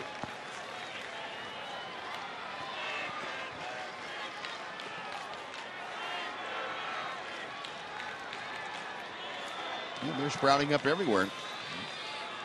Folks are getting the hang of that.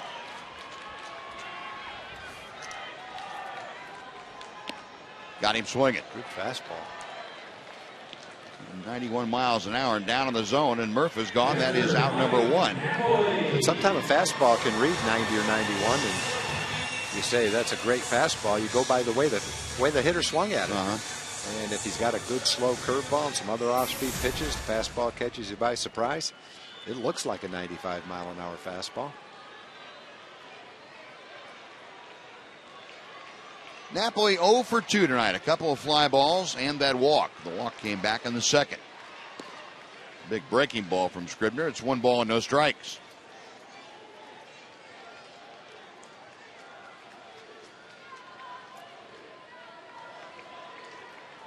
Knapp at 225 with the average. And he takes a strike. Low fastball. It's 1-1 now. Rangers' last base hit was in the 5th inning of this ball game. Adrian Beltre had a 2-out single. And that has been it. When you go back to the 3rd inning, that was their last extra base hit.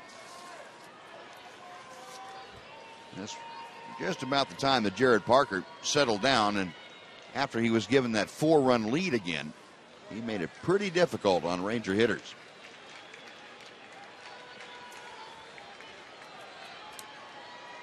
3-1 the count to Napoli.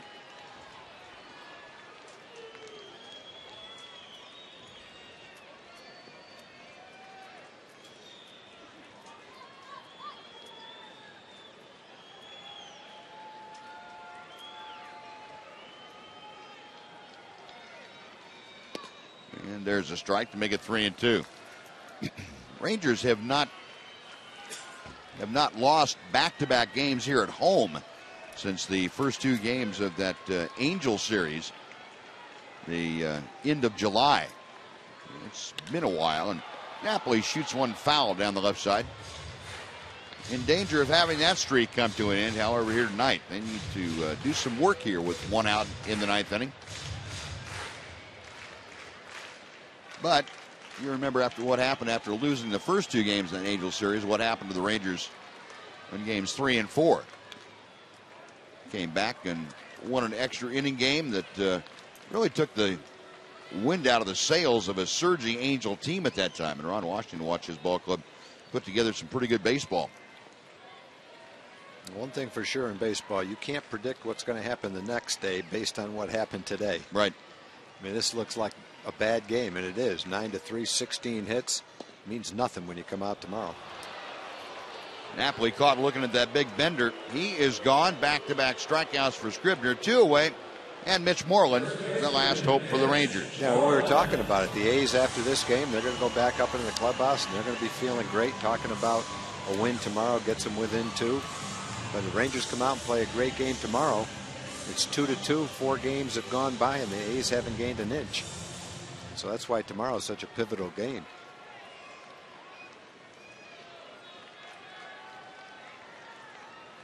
Moreland 0 for 3 with a couple of strikeouts tonight. 1 ball, no strikes. Yeah, and you have to go back to what Ron Washington's always likes to say. It's that, look, it's not the best team that wins the game all the time. It's the team that plays the best. And tonight, Oakland pitched better and hit better than the Rangers have. And also fielded a little bit better, to be quite honest, early in the ball game anyway.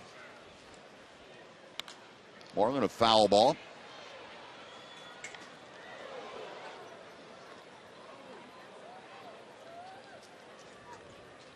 The ball and a strike from Scribner.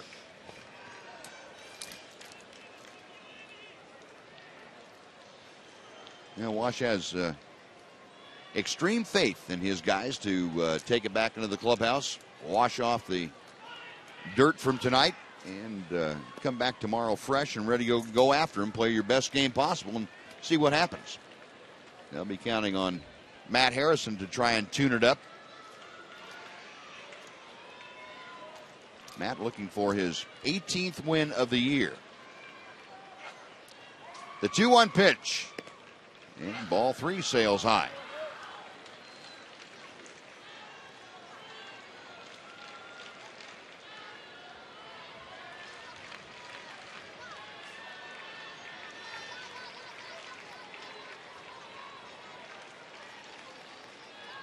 Scribner ready. And the pitch to Moreland. Low and inside, ball 4.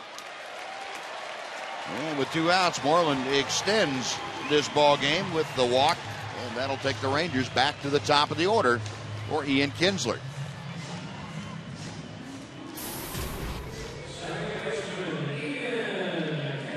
Ian walked his first 2 times to the plate tonight.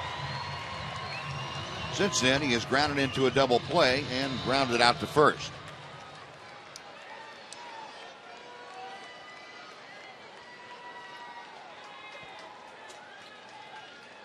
Moreland going to second as they do not hold him on. The defensive indifference allows him to take away the force play anyway. 0-1, the count to Kinsler.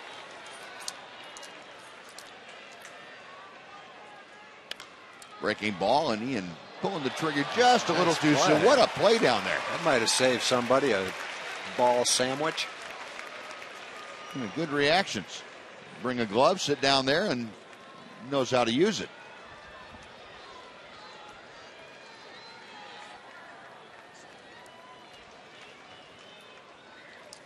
Kinsler awaiting the 0-2 pitch. And it's a bit outside.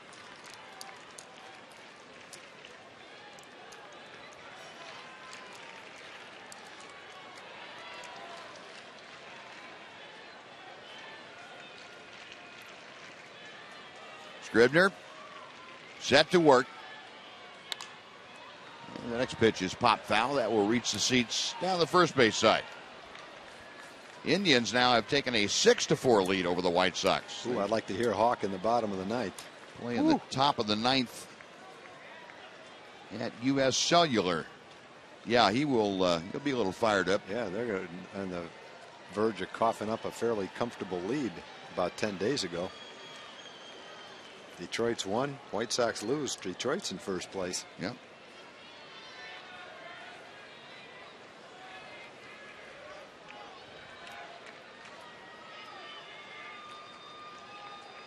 Still 1-2 to Kinsler. Moreland the lead from second. Scribner's pitch and a breaking ball missed to even the count.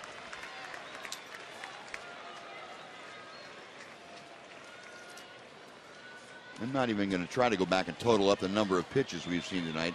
No, I'm not going to do that. I get depressed when I look at those numbers. I'm not looking at anything after this game except tomorrow's lineup when I get to the ballpark.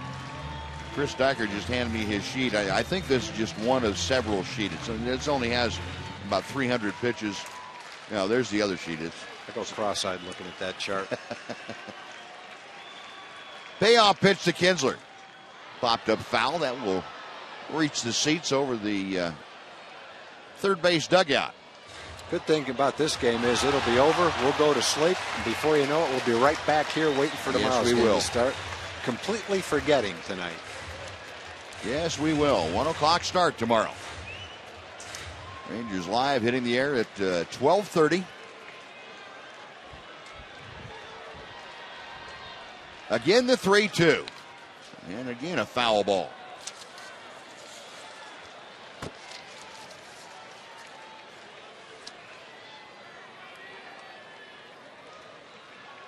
So pitch number 9 of the at-bat coming to Kinsler.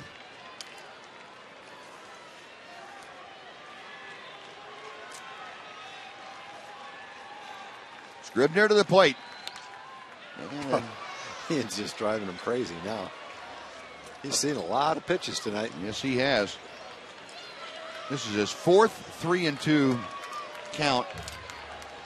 And fourth at bat with a 3-2 count. Look how happy that little guy is. If Ian hadn't fouled all those pitches off and extended this at bat, that little guy wouldn't be smiling like that right now. That is outside, ball 4. So Kinsler wearing down Scribner, draws the walk. There are 2 aboard, and Elvis Andrus is coming to the plate.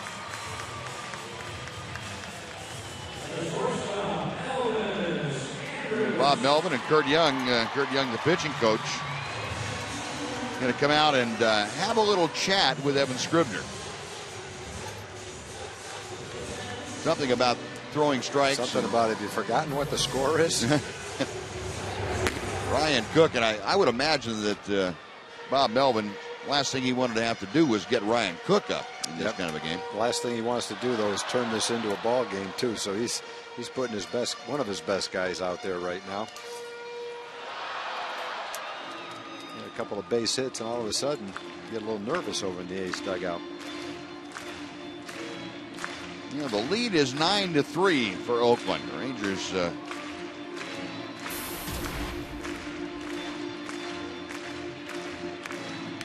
want to know about Kinsler. Kinsler has seen 34 pitches tonight in his 5 trips to the plate, and one of those at bats was a one-pitch double play ball. Yeah. Big breaking ball, and Elvis watches that nestle onto the outside corner. Elvis 1 for 3, a couple of RBI. Moreland the runner at second, Kinsler at first. And Scribner fires a strike. It is 0-2.